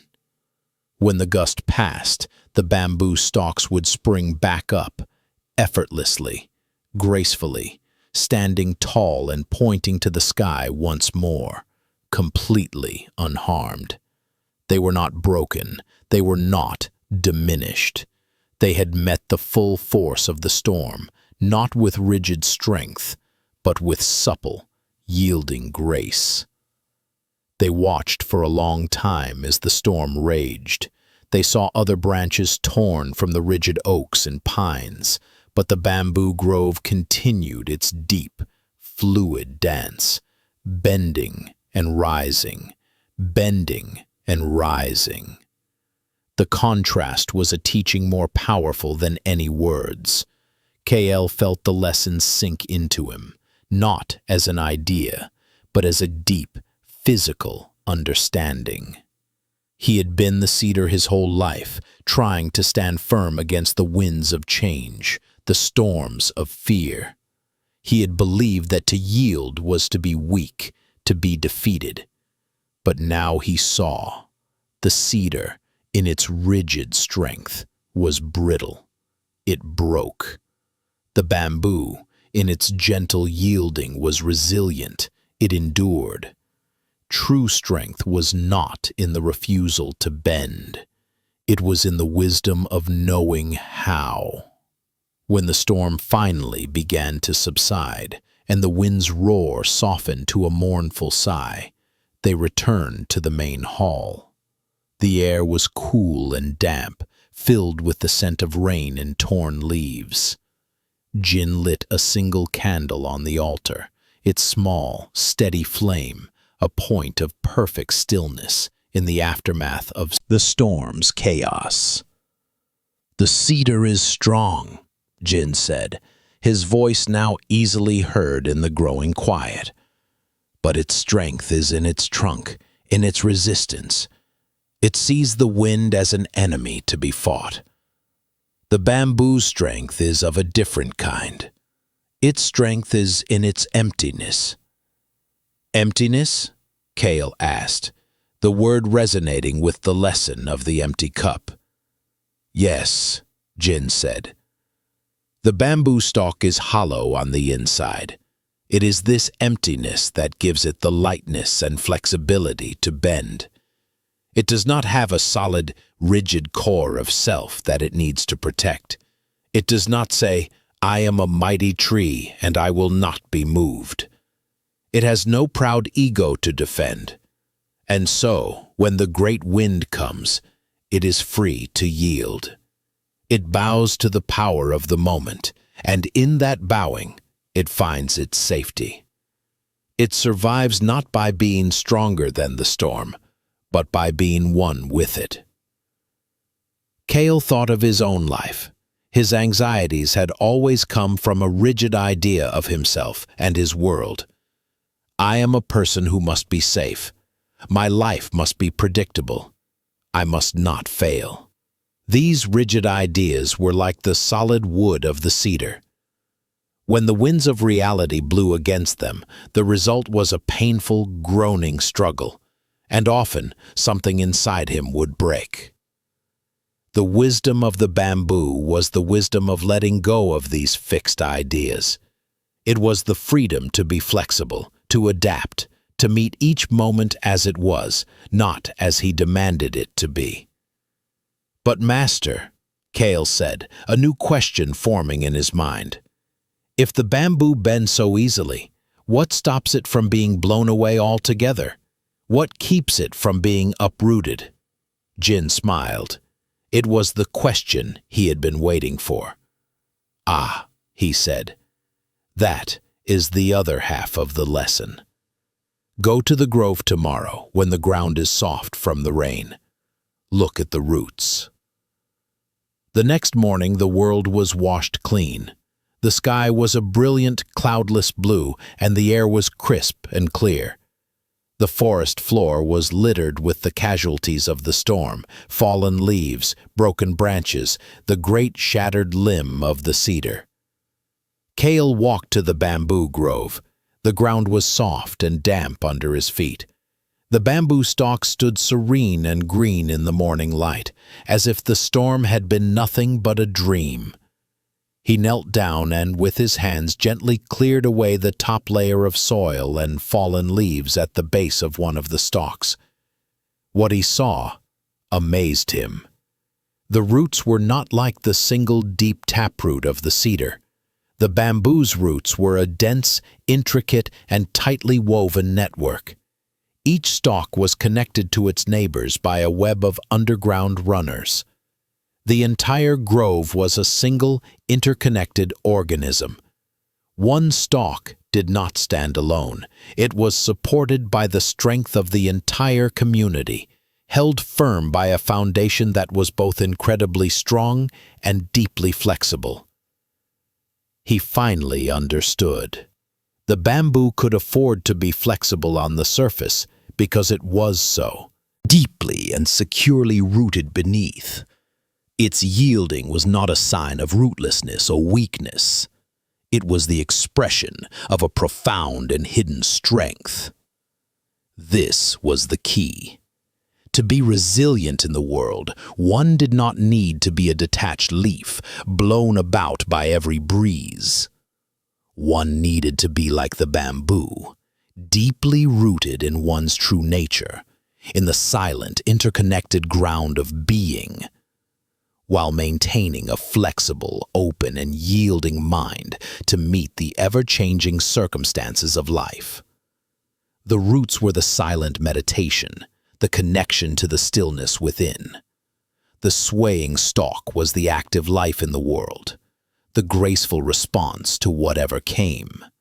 Kale spent the rest of the day in the grove, not thinking, but feeling the truth of the bamboo.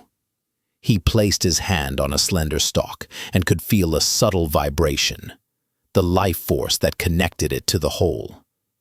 He watched as a gentle breeze moved through the grove, and the stalk swayed in a soft, easy rhythm, their leaves whispering a song of quiet resilience. He began to practice this in his own body and mind.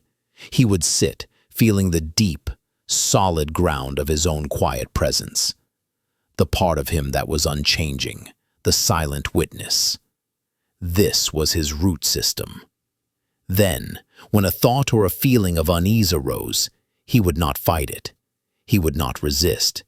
He would allow his mind to bend, to acknowledge the feeling, to let it be there, and to trust that his deep roots would hold him steady. The relaxation that came from this practice was dynamic and alive.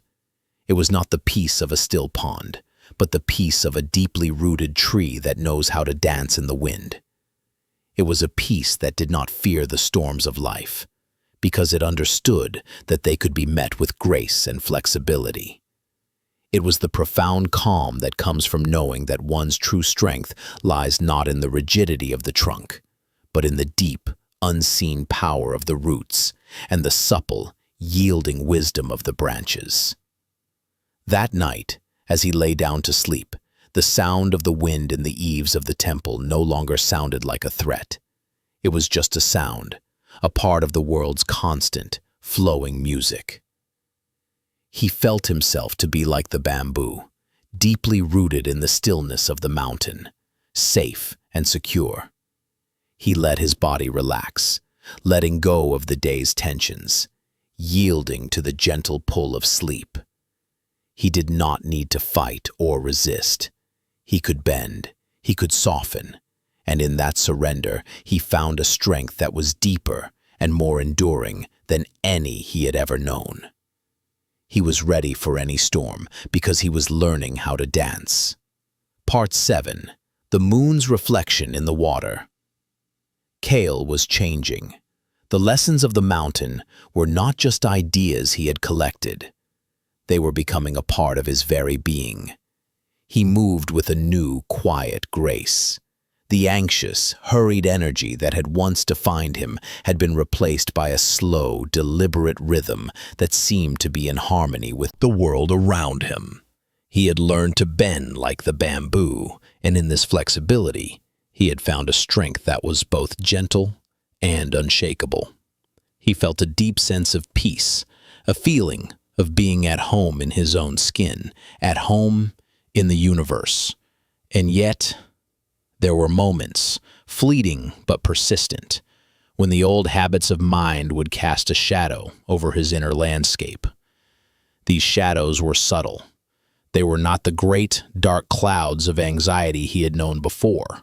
They were more like a thin mist that would occasionally rise, blurring the edges of his perception, making the world seem slightly distorted, less real. It would happen when he was watching the sunset.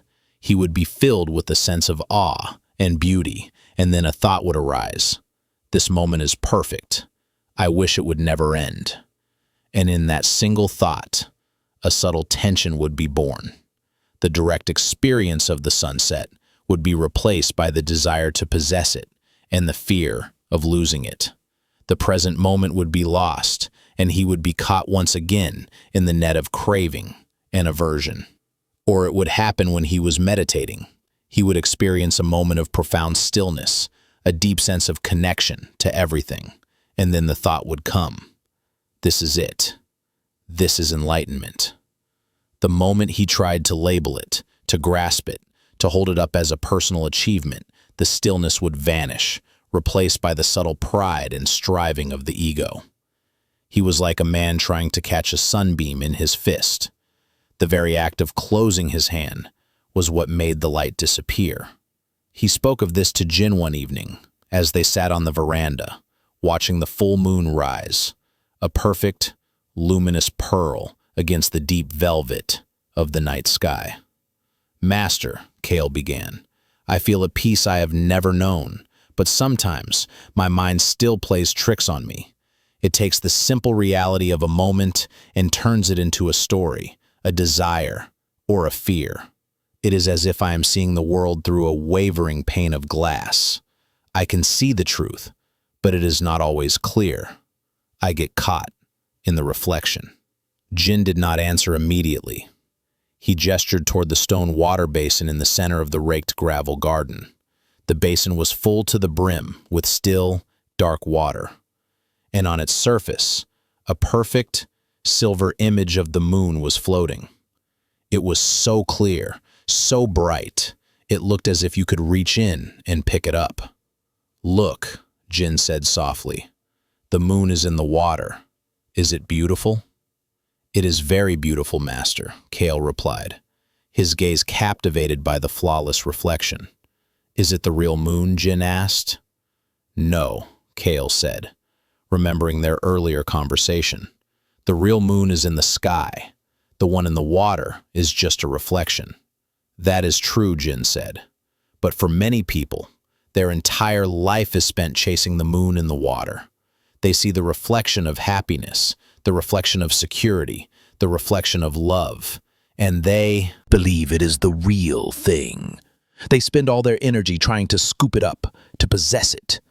But what happens when you put your hand in the water? The image breaks, Kale said. The water is disturbed, and the moon shatters into 1,000 silver fragments. Exactly, Jin said. And then they are filled with despair. They think they have broken the moon. They think they have lost happiness forever. So they wait for the water to become still again, and when the reflection reappears, they try once more to grasp it, always with the same result. It is a life of frantic effort and inevitable disappointment. They never think to look up. Jin's words were a perfect mirror for Kale's own subtle struggles. His desire to hold on to a beautiful moment, his attempt to label a spiritual experience.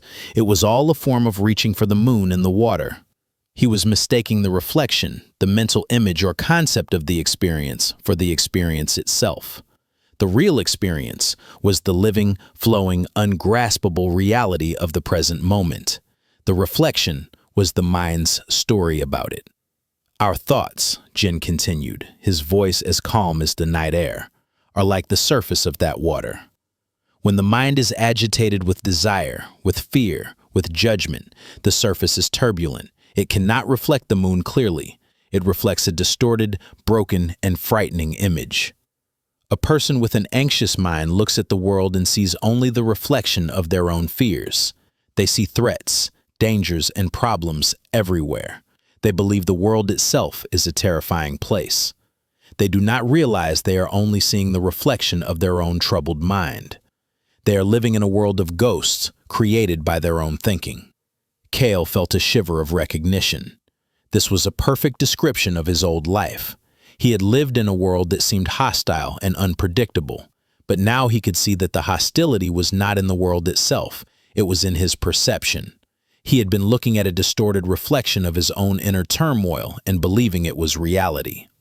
The beginning of wisdom, Jin said, is to realize that you are looking at a reflection, to stop mistaking the contents of your mind for the reality of the world. You see the thought, I am not safe, and you learn to recognize it as just a thought, a ripple on the water, not a statement of ultimate truth.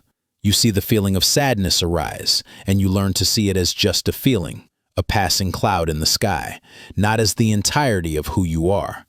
This is the first step, to create a space between the observer and the observed. Kale nodded. He had been practicing this. He had learned to watch his thoughts float by like driftwood on the river. But Jin was pointing to something even deeper. But there is a further step, Jin said, his eyes twinkling in the moonlight. For even the distinction between the observer and the observed is a kind of reflection. The real moon is not just in the sky, and it is not just in the water. Where is the moon, Kale? The question was a koan, a gentle probe designed to push Kale's understanding beyond the limits of dualistic thinking. Kale looked at the moon in the sky, a sphere of rock and light, unimaginably distant. He looked at the reflection in the water, an image of light on a dark surface. And then he looked inward. The light of the moon was entering his eyes, being processed by his brain, creating an experience in his consciousness. The moon he was experiencing was not out there. It was arising in his own mind. The moon is here, Kale said slowly, pointing a finger to his own chest. It is in my awareness. Jin smiled a deep, knowing smile. Yes, and so is the water, and so is the sky. The entire universe, as you experience it, arises and passes away within this vast, clear space of awareness. It is all a play of reflections within the mirror of the mind. The mistake is to identify with one reflection over another, to say, I am this body, or I am this thought, or I am this feeling. That is like the reflection of the moon in the water believing it is the real moon. Your true nature is not any of the reflections. You are the mirror itself. The clear, open, silent awareness in which all reflections appear. This was a profound shift in perspective. Kale had been working to calm the water of his mind so that it could reflect the sky more clearly. Now he was being invited to realize that he was not the water at all. He was the sky. He was the boundless space in which the pond of the mind and all its reflections existed. "Let us try something," Jin said. He picked up a small, smooth pebble from the edge of the veranda. "Watch the water." He tossed the pebble into the center of the stone basin. It landed with a soft plop. Immediately, concentric ripples spread out from the point of impact, distorting the moon's reflection. The perfect silver disk broke apart, shimmering and wavering, the light scattering across the moving surface. For a few moments, the image was gone, replaced by a dance of chaotic light. "The pebble is an event," Jin explained. "It could be a harsh word from another person. It could be an unexpected piece of bad news. It could be a physical pain. It is something that disturbs the surface of your mind. Your immediate reaction is to focus on the broken reflection. You become agitated. You say, 'My peace is shattered. My moon is gone.' You identify with the turbulence. You become the chaos." Kale watched as the ripples slowly subsided. The frantic dance of light began to calm. The fragments of the moon started to coalesce. After a minute or so, the water was perfectly still again, and the moon's reflection was back, as pristine and perfect as it had been before the pebble was thrown. "But did the pebble harm the real moon?" Jin asked. "No, of course not," Kale said. "Did it harm the water?" Kale thought for a moment. "No, the water is still water. It just moved for a little while." "Exactly," Jin said. "The event, the pebble, has no power to harm your true nature. The real moon in the sky is untouched. The deep water of your being is undisturbed. The only thing that is affected is the temporary pattern on the surface. Suffering comes from focusing all your attention on the temporary ripples and believing they are the whole of reality. Peace comes from remembering the silent moon in the sky and the deep, still water below. You learn to let the ripples happen. You watch them spread and fade, knowing that they are temporary and that the stillness they arose from is their true nature. And it will always return if you just let it be." They sat in silence for a long time after that, simply watching. The moon in the sky, the moon in the water. Kale felt the truth of the teaching settle into him, not as a concept, but as a living reality. He was the awareness that was watching both. He was the silent space that held the sky, the moon, the temple, the garden, and the quiet old man sitting beside him. A feeling of immense, unshakable peace arose in him. It was not the peace of a calm surface, which could be disturbed. It was the peace of the deep ocean, which is always still, no matter how great the storm on the surface may be. He began to see how this applied to everything. His body was a reflection.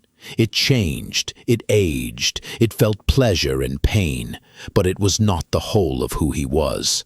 His personality, his story, his memories, they were reflections, patterns on the surface.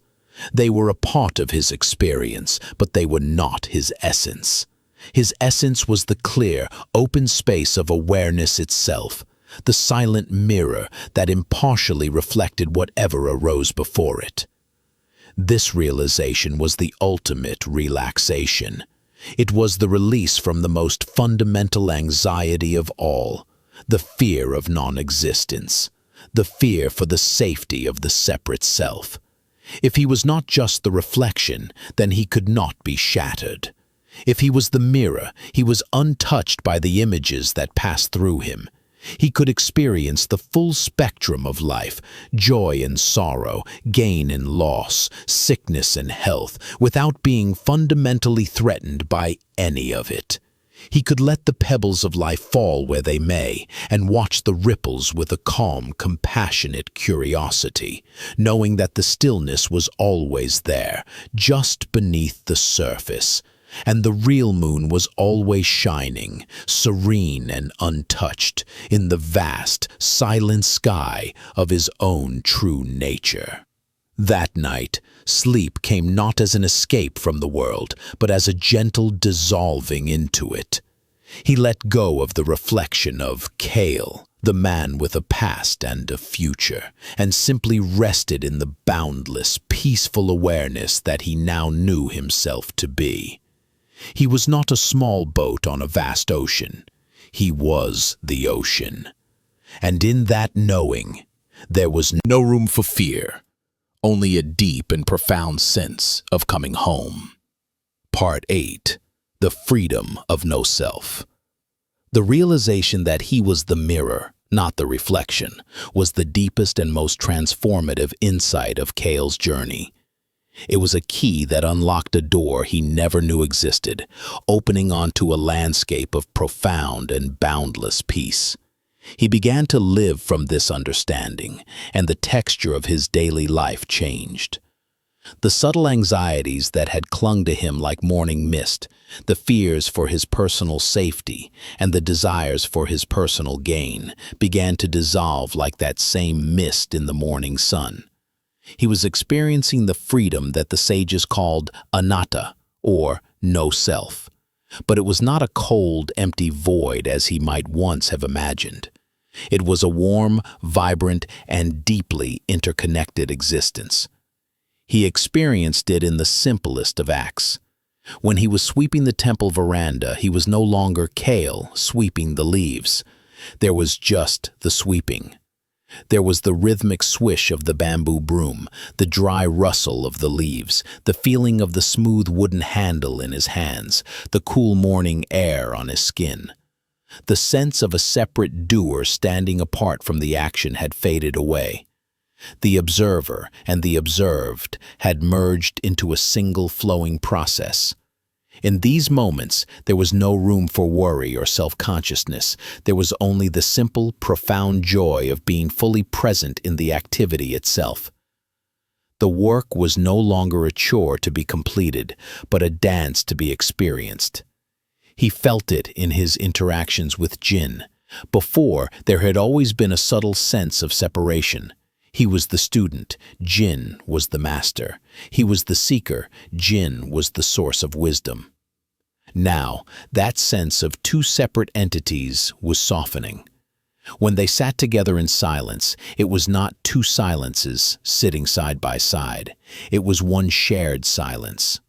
When Jin spoke, the words seemed to arise not from an external source, but from within the same field of awareness that Kale himself inhabited. He was not just listening to Jin, he was listening to a deeper wisdom that flowed through them both. The feeling was not one of losing his identity, but of expanding it to include the other, to recognize the shared consciousness that connected them. But the mind, with its deeply ingrained habits of a lifetime, does not surrender its old structures easily. The ego, the sense of a separate, solid self, is a master of disguise. It can take even the most profound spiritual insights and turn them into its own possessions. Kale began to notice a new, very subtle form of attachment arising. A thought would appear. I am experiencing no self. And in that very thought, the I was reborn. A subtle pride would creep in. I have a deeper understanding than others. I am more enlightened than I was before. The ego was now trying to build its fortress not out of worldly possessions, achievements, but out of spiritual ones. It was a ghost that, having been shown the door, was now trying to sneak back in through the window, dressed in a monk's robe. One day, Kale was meditating in the main hall. He was sitting in a state of deep peace, his mind clear and open. He felt a profound sense of unity with everything. The silent wooden Buddha, the light filtering through the paper screen, the distant sound of a woodcutter's axe. In the midst of this blissful state, the thought arose clear and distinct. I have finally found it. This is the ultimate peace. I must hold on to this feeling. The moment the thought appeared, the feeling vanished. The seamless unity shattered, and he was back to being Kale, a small self sitting in a hall, now feeling a sense of loss and frustration. The peace had been replaced by the desire for peace. And the desire was, as it always was, a form of suffering. He was deeply troubled by this. It felt like a fundamental paradox. How could you strive for a state that was defined by the absence of striving? How could I achieve a state of no I? He felt trapped in a circle of his own making. He brought this confusion to Jin later that day as they were weeding the vegetable garden. "Master," he said, his hands moving mechanically among the young plants, "I feel I am close to a true and lasting peace, but my own mind keeps getting in the way. The moment I recognize the peace, the I that recognizes it seems to destroy it. The self that I am trying to see through is the very one who is looking. How can I escape this trap?" Jin paused his work and looked at Kale, his eyes filled with a deep and gentle amusement. He pointed to Kale's shadow, a dark, elongated shape that stretched out on the sunlit earth beside him. "Yourself, the ego you are trying to escape, is like that shadow," Jin said. "It seems real. It follows you everywhere you go. It mimics your every move. You can spend your entire life fighting it. You can try to run away from it, but it will always keep up. You can try to stomp on it, but you will only end up stamping on the ground. You can try to cut it with a sword, but the sword will only pass through. The more you struggle with it, the more real and solid it seems. The battle is exhausting, and it is a battle that can never be won." Kale looked at his shadow. It was a perfect analogy. He had been fighting his ego, trying to suppress it, to destroy it, to transcend it. And all this fighting had only made it a more central and powerful figure in his inner world. "So what is the answer, Master?" Kale asked.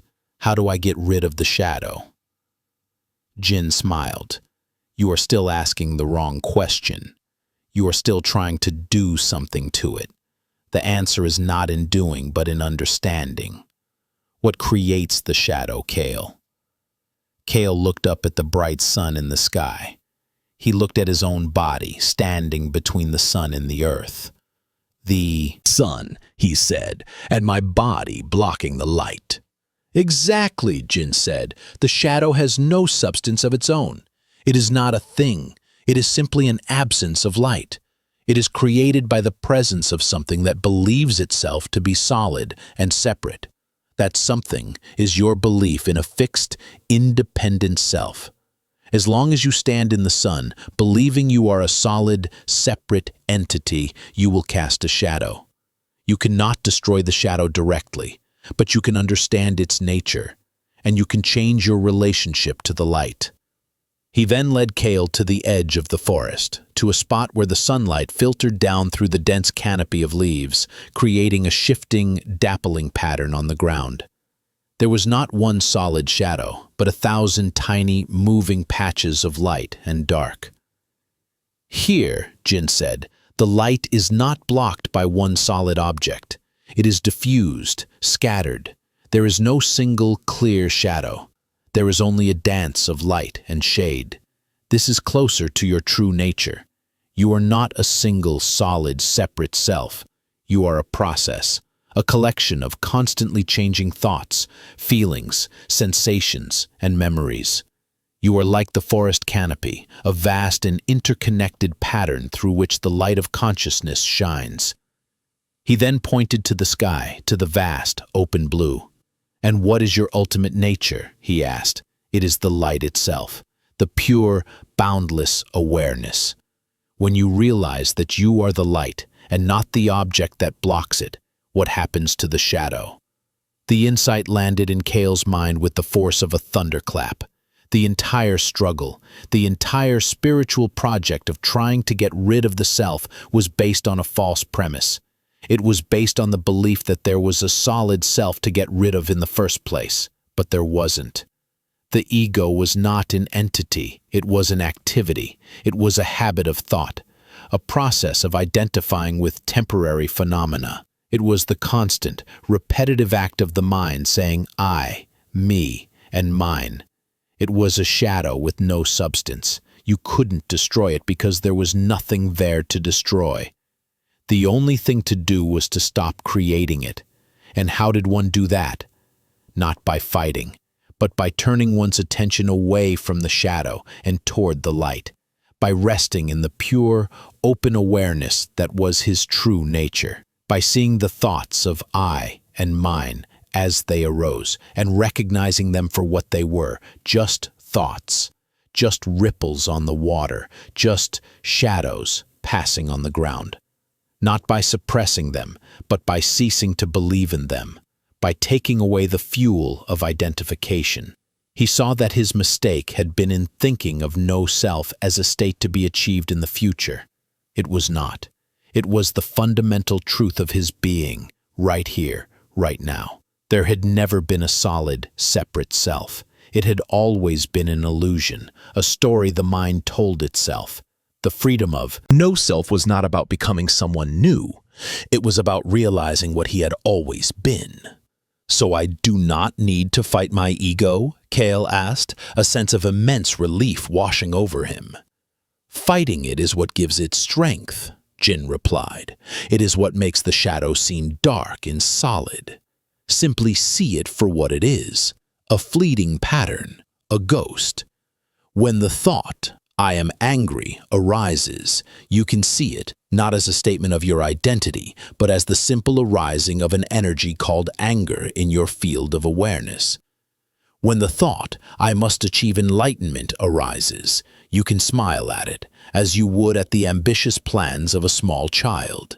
You see the shadow, you acknowledge it, and then you turn your attention back to the light. You rest in the vast, open sky of your own being, which is untouched by the passing shadows. This was the ultimate act of letting go. It was letting go of the self-project altogether, the need to improve the self, to protect the self, to perfect the self. All of it was based on the illusion that there was a self to begin with. All that effort, all that struggle, was just a man wrestling with his own shadow. The freedom was in simply stopping the fight. In the days and weeks that followed, Cale practiced this new understanding. When he felt the old clenching of pride or the familiar sting of self-criticism, he would picture his shadow on the ground. He would not engage with it. He would not argue with it. He would simply acknowledge its presence and then look up at the sun. He would take a deep breath and feel the boundless, open space of awareness that was his true home. He found that the less attention he paid to the shadow, the fainter it became. The ego's power was entirely dependent on his belief in it. By withdrawing that belief, he was starving it of its only source of nourishment. It was not a violent process. It was a gentle and gradual fading. The sense of being a separate, vulnerable self, which had been the root cause of all his anxiety, was slowly being replaced by a sense of being an inseparable part of the vast, intelligent, and benevolent unfolding of the universe. This was the deepest peace he had ever known. It was not the peace of having solved his problems. It was the peace of realizing that the problem solver himself was an illusion. Without a separate self to protect and defend, what was there to be anxious about? Who was there to be afraid? The fear of death, the fear of failure, the fear of loss. All these fears were rooted in the mistaken identity of the self. When that identity was seen through, the roots of fear were cut. One evening, Kale had a dream. In the dream, he was standing on the shore of a great ocean. He was holding a single drop of water in the palm of his hand. He was guarding it with all his might, terrified that it would evaporate or be spilled. His entire life in the dream was consumed by the anxiety of protecting this single, separate drop of water. Then, a voice that sounded like Jin's whispered, "Let it go." In the dream, he opened his hand and let the drop of water fall into the ocean. For a moment, he felt a pang of terror, the fear of annihilation. But then, as the drop merged with the vast body of water, his awareness expanded. He was no longer the drop. He was the entire ocean. He woke up with tears of joy streaming down his face. He knew his journey was nearing its completion.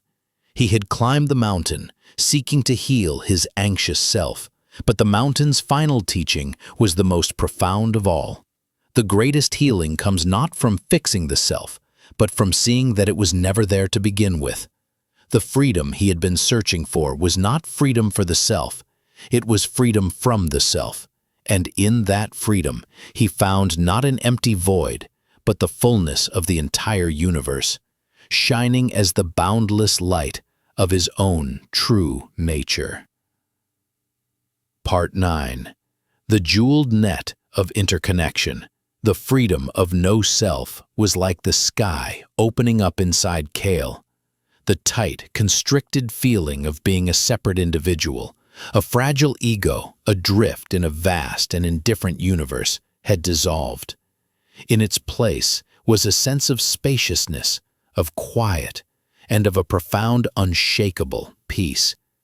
He no longer felt the need to defend his opinions, to protect his image, or to secure his future. The shadow of the self had grown faint, and he was learning to live in the warm, clear light of pure awareness. Yet, this profound inner liberation brought with it a new and subtle challenge. At times, this vast emptiness felt lonely. The world, with all its beautiful forms, the trees, the rocks, the clouds, the master himself, could sometimes seem like a dreamlike display, a series of reflections passing through the mirror of his mind.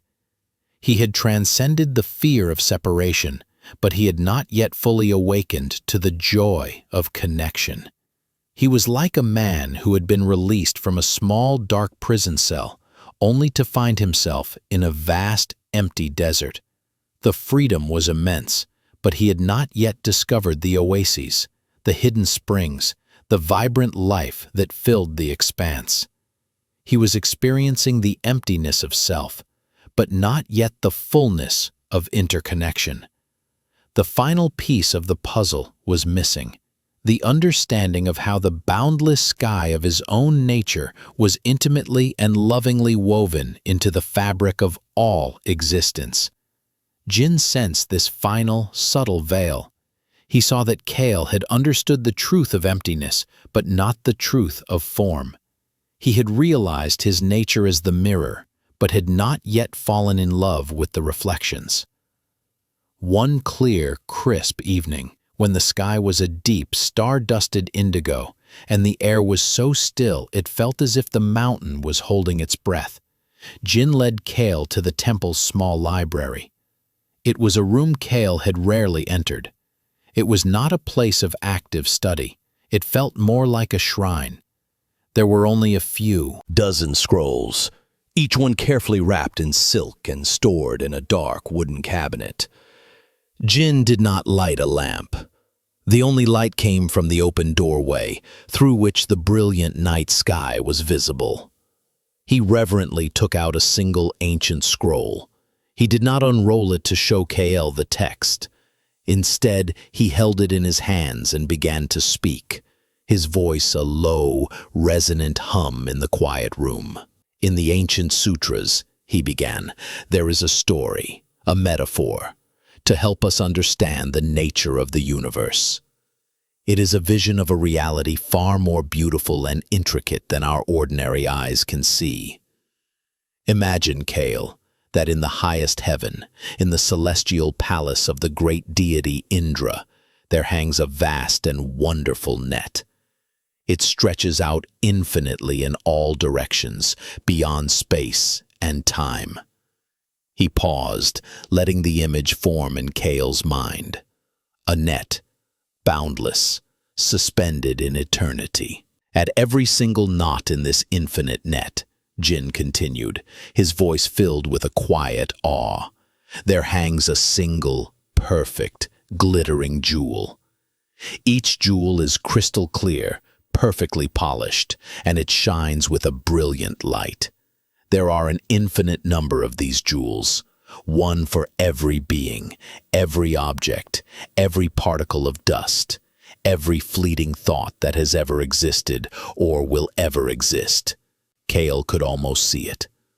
A celestial web of unimaginable beauty and complexity, shimmering in the darkness.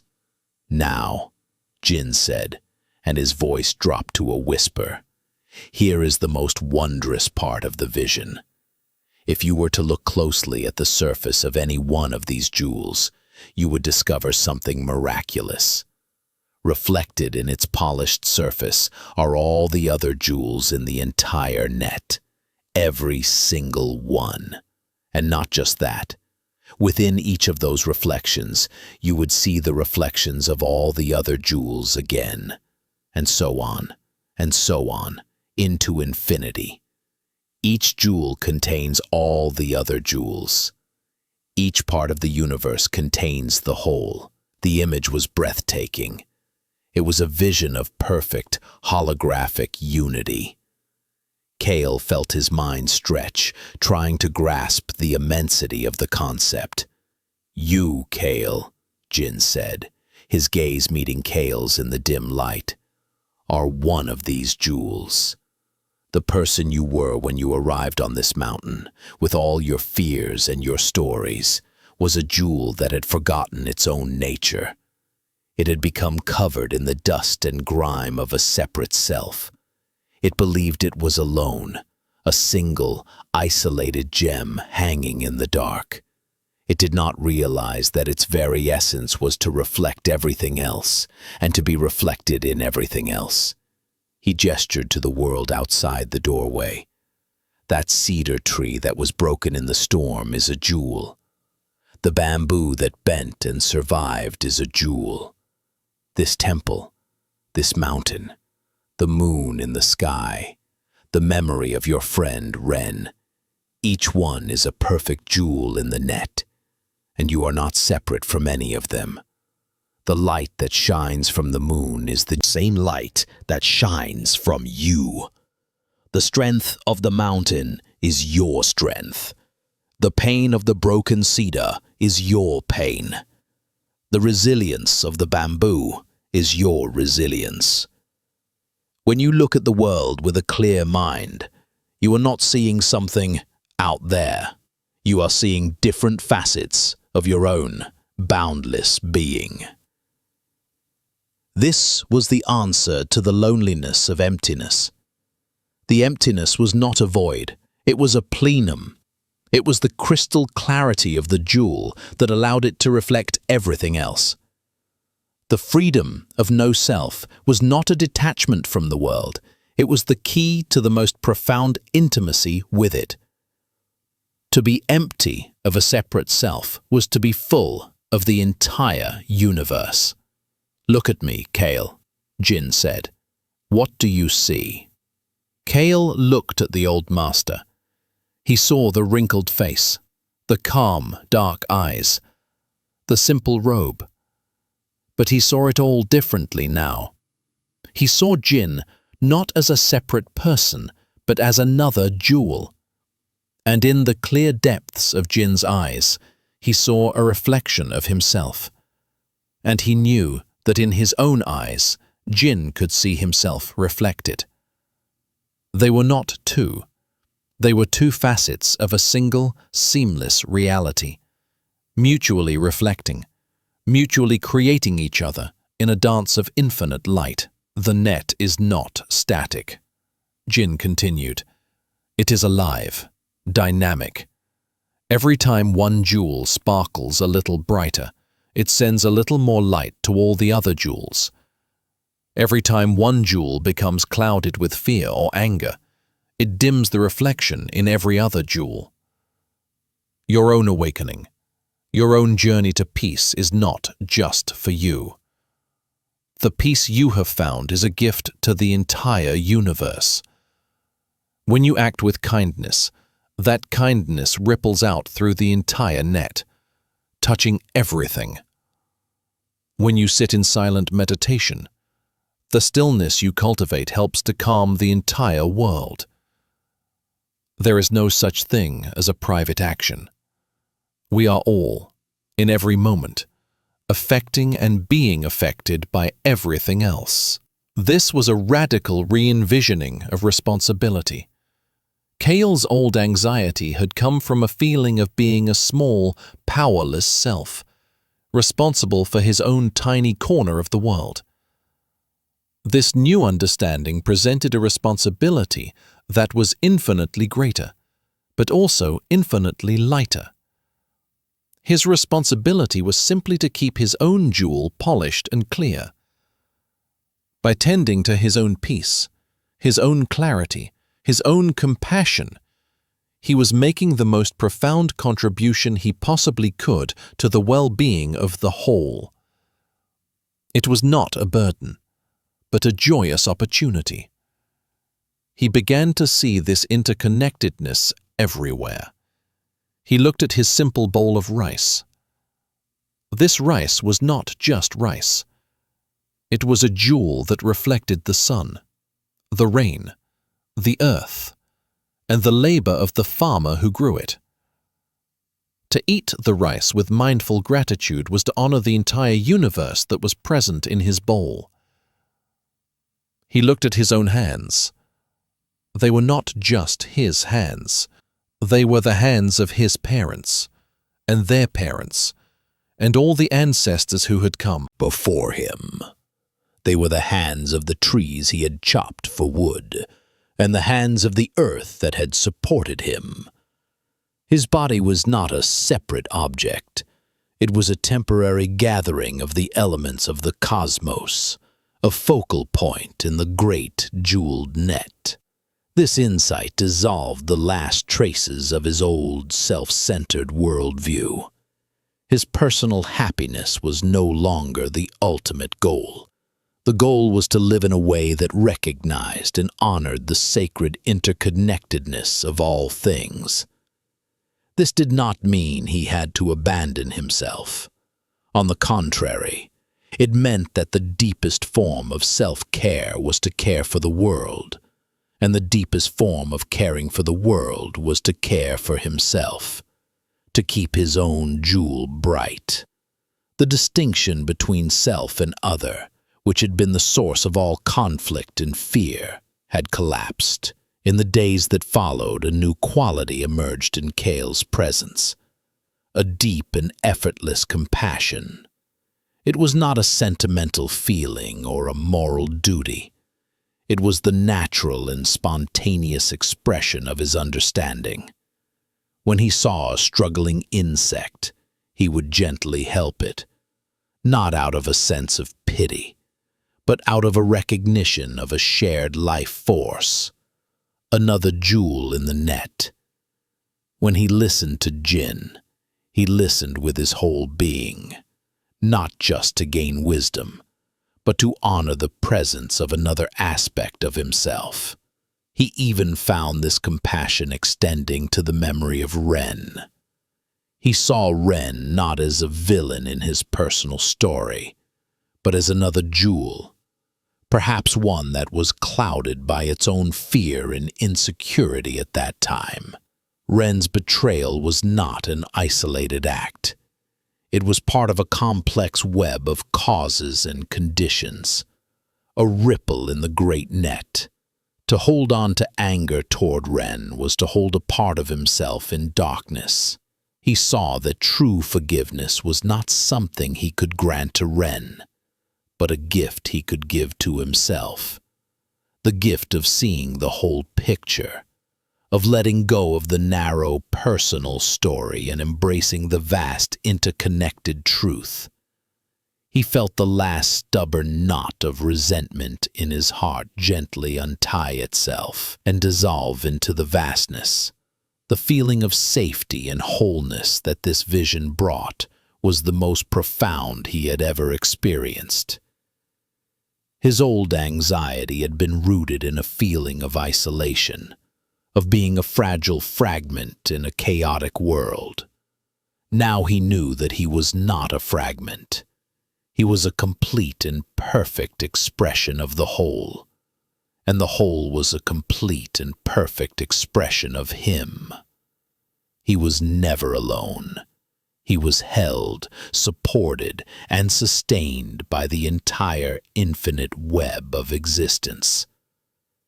How could he possibly be afraid?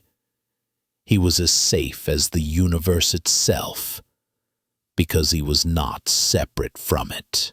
This was the final foundation for a deep and lasting peace, a peace that was not dependent on circumstances, because it was rooted in the very structure of reality. It was a peace that could hold both joy and sorrow, because it saw both as part of the intricate shimmering pattern of the net. It was a peace that led not to passive withdrawal, but to active, compassionate engagement with the world. That night, as he prepared for sleep, Kale looked out his window at the countless stars scattered across the night sky. He no longer saw them as distant, cold points of light. He saw them as the visible jewels of Indra's net. He saw their light shining on him, and he felt his own inner light shining back at them. He was a part of their celestial community. He lay down on his mat and closed his eyes, but the vision of the net remained, glowing in his mind's eye. He felt himself as a single, peaceful point of light, held securely in a web of infinite love and connection. There was no need to strive, no need to protect, no need to fear. His only task was to rest, and in that resting, to shine. And so he let go, dissolving into a sleep that was as deep, as peaceful, and as interconnected as the silent, star-filled universe itself. Part 10. The Peace of the Gateless Gate. The seasons on the mountain had turned. The fiery maples of autumn had long since shed their leaves, and the stark, silent beauty of winter had settled over the temple. A soft blanket of snow covered the ground, muffling all sound, creating a silence so deep it seemed to be the very breath of the world. Kale had now lived through a full cycle of the mountain's life, and in doing so, had lived through a full cycle of his own inner transformation. The anxious, striving young man who had struggled up the rocky path felt like a character from a distant story, a person he had known long ago. The person who now walked these silent grounds was someone else entirely, or more accurately, was no one at all. He was simply a quiet, open presence, moving in harmony with the snow, the ancient trees, and the cold, clear air. He had journeyed through the landscapes of his own mind, from the stormy seas of anxiety to the quiet stillness of a silent pond. He had learned the wisdom of the flowing river, the freedom of the empty cup, and the relief of putting down the heavy stone. He had discovered the resilient strength of the bending bamboo, and had seen through the illusion of the moon's reflection in the water. He had rested in the boundless freedom of no self, and had awakened to the joyous, shimmering reality of the jeweled net of interconnection. He had received all the teachings the mountain had to offer. He felt a deep, quiet sense of completeness. The questions that had once burned within him like a fever had all dissolved, not because he had found the answers, but because the questioner himself had disappeared. One morning, after a particularly heavy snowfall, Kale awoke to find the world transformed into a seamless vista of white. The temple, the trees, the stones in the garden, all their sharp edges were softened. Their individual forms merged into a single, unified landscape of pure, silent beauty. He spent the morning with Jin, clearing a narrow path from the temple door to the woodpile. The work was slow and meditative. The only sounds were the soft scrape of their wooden shovels against the stone path and the gentle puff of their own breath turning to mist in the frigid air. They worked in a comfortable, shared silence, two parts of a single, moving whole. When the path was cleared, Jin leaned his shovel against the temple wall and looked at Kale. His eyes, which had guided Kale through so much inner turmoil, were now filled with a serene, clear light, like the winter sky itself. "The path is clear," Jin said, his voice quiet but resonant in the still air. "It is time for you to walk it." Kale understood. His time on the mountain was over. The thought did not bring sadness or fear. It felt as natural and right as the falling of the snow. He had come here seeking refuge, but he had found something far greater. He had found that the refuge was not a place. It was a way of being that he could carry with him wherever he went. "I have no words to thank you, Master," Kale said, his voice thick with a gratitude that was too vast to be contained in language. "You have given me everything."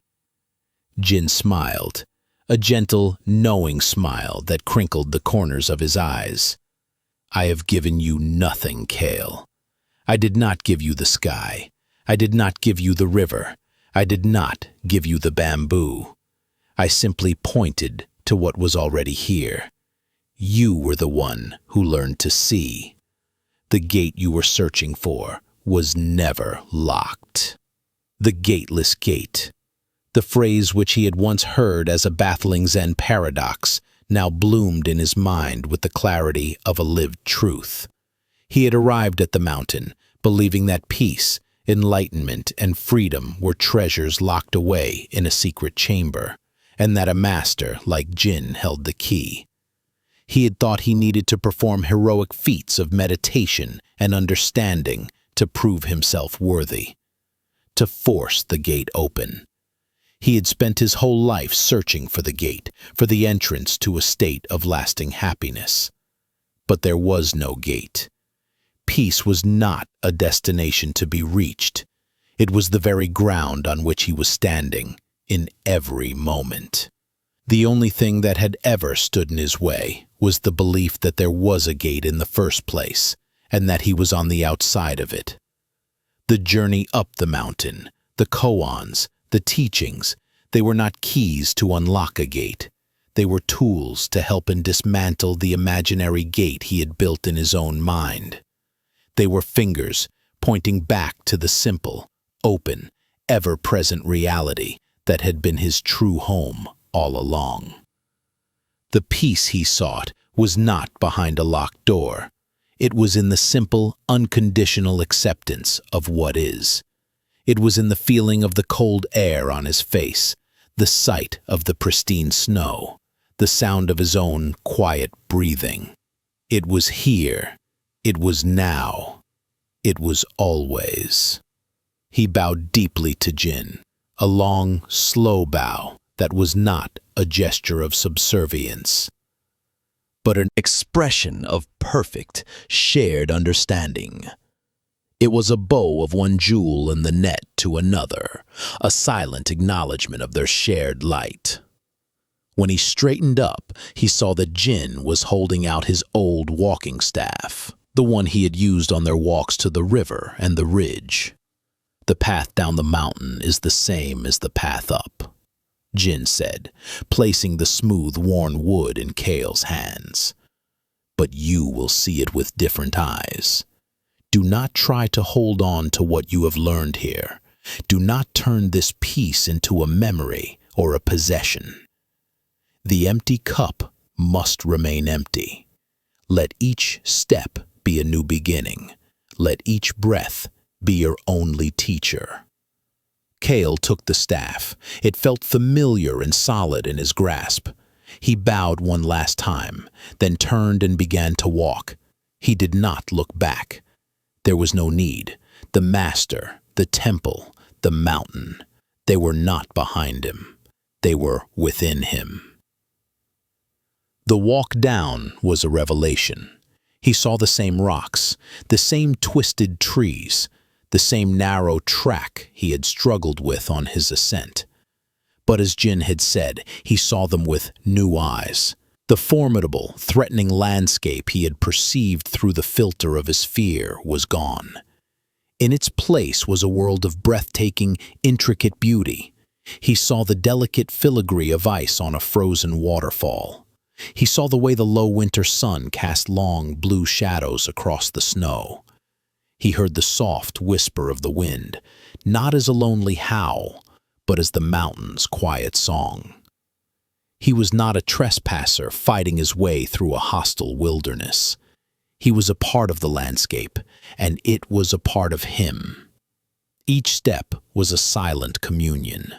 As he descended, the air grew warmer, and the snow began to thin.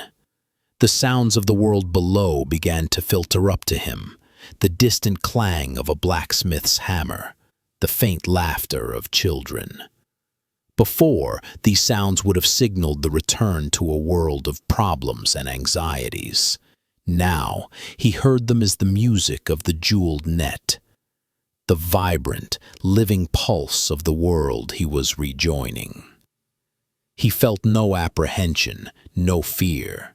He was not leaving a sanctuary to enter a battlefield. He was simply moving from one room to another in the same boundless home. When he finally reached the outskirts of his village, the sun was setting, painting the sky in soft hues of rose and gold. The familiar cottages with their thatched roofs, the smoke curling from their chimneys, the people walking home from the fields. It was all exactly as he had left it. But he was completely different. He walked through the village, and people who had known him his whole life looked at him with a flicker of confusion and wonder. He had the same face, the same body, but his presence was transformed. The anxious tension in his shoulders was gone, replaced by a relaxed, easy grace. The worried furrow in his brow was gone, replaced by a smooth, open calm. His eyes, which had once darted about, assessing and judging, now held a steady, gentle, and compassionate gaze. He saw Ren. His former friend was crossing the village square. His shoulders slumped, his face etched with a familiar worry. Their eyes met. For a fleeting moment, Kale saw a flicker of fear and shame in Ren's eyes.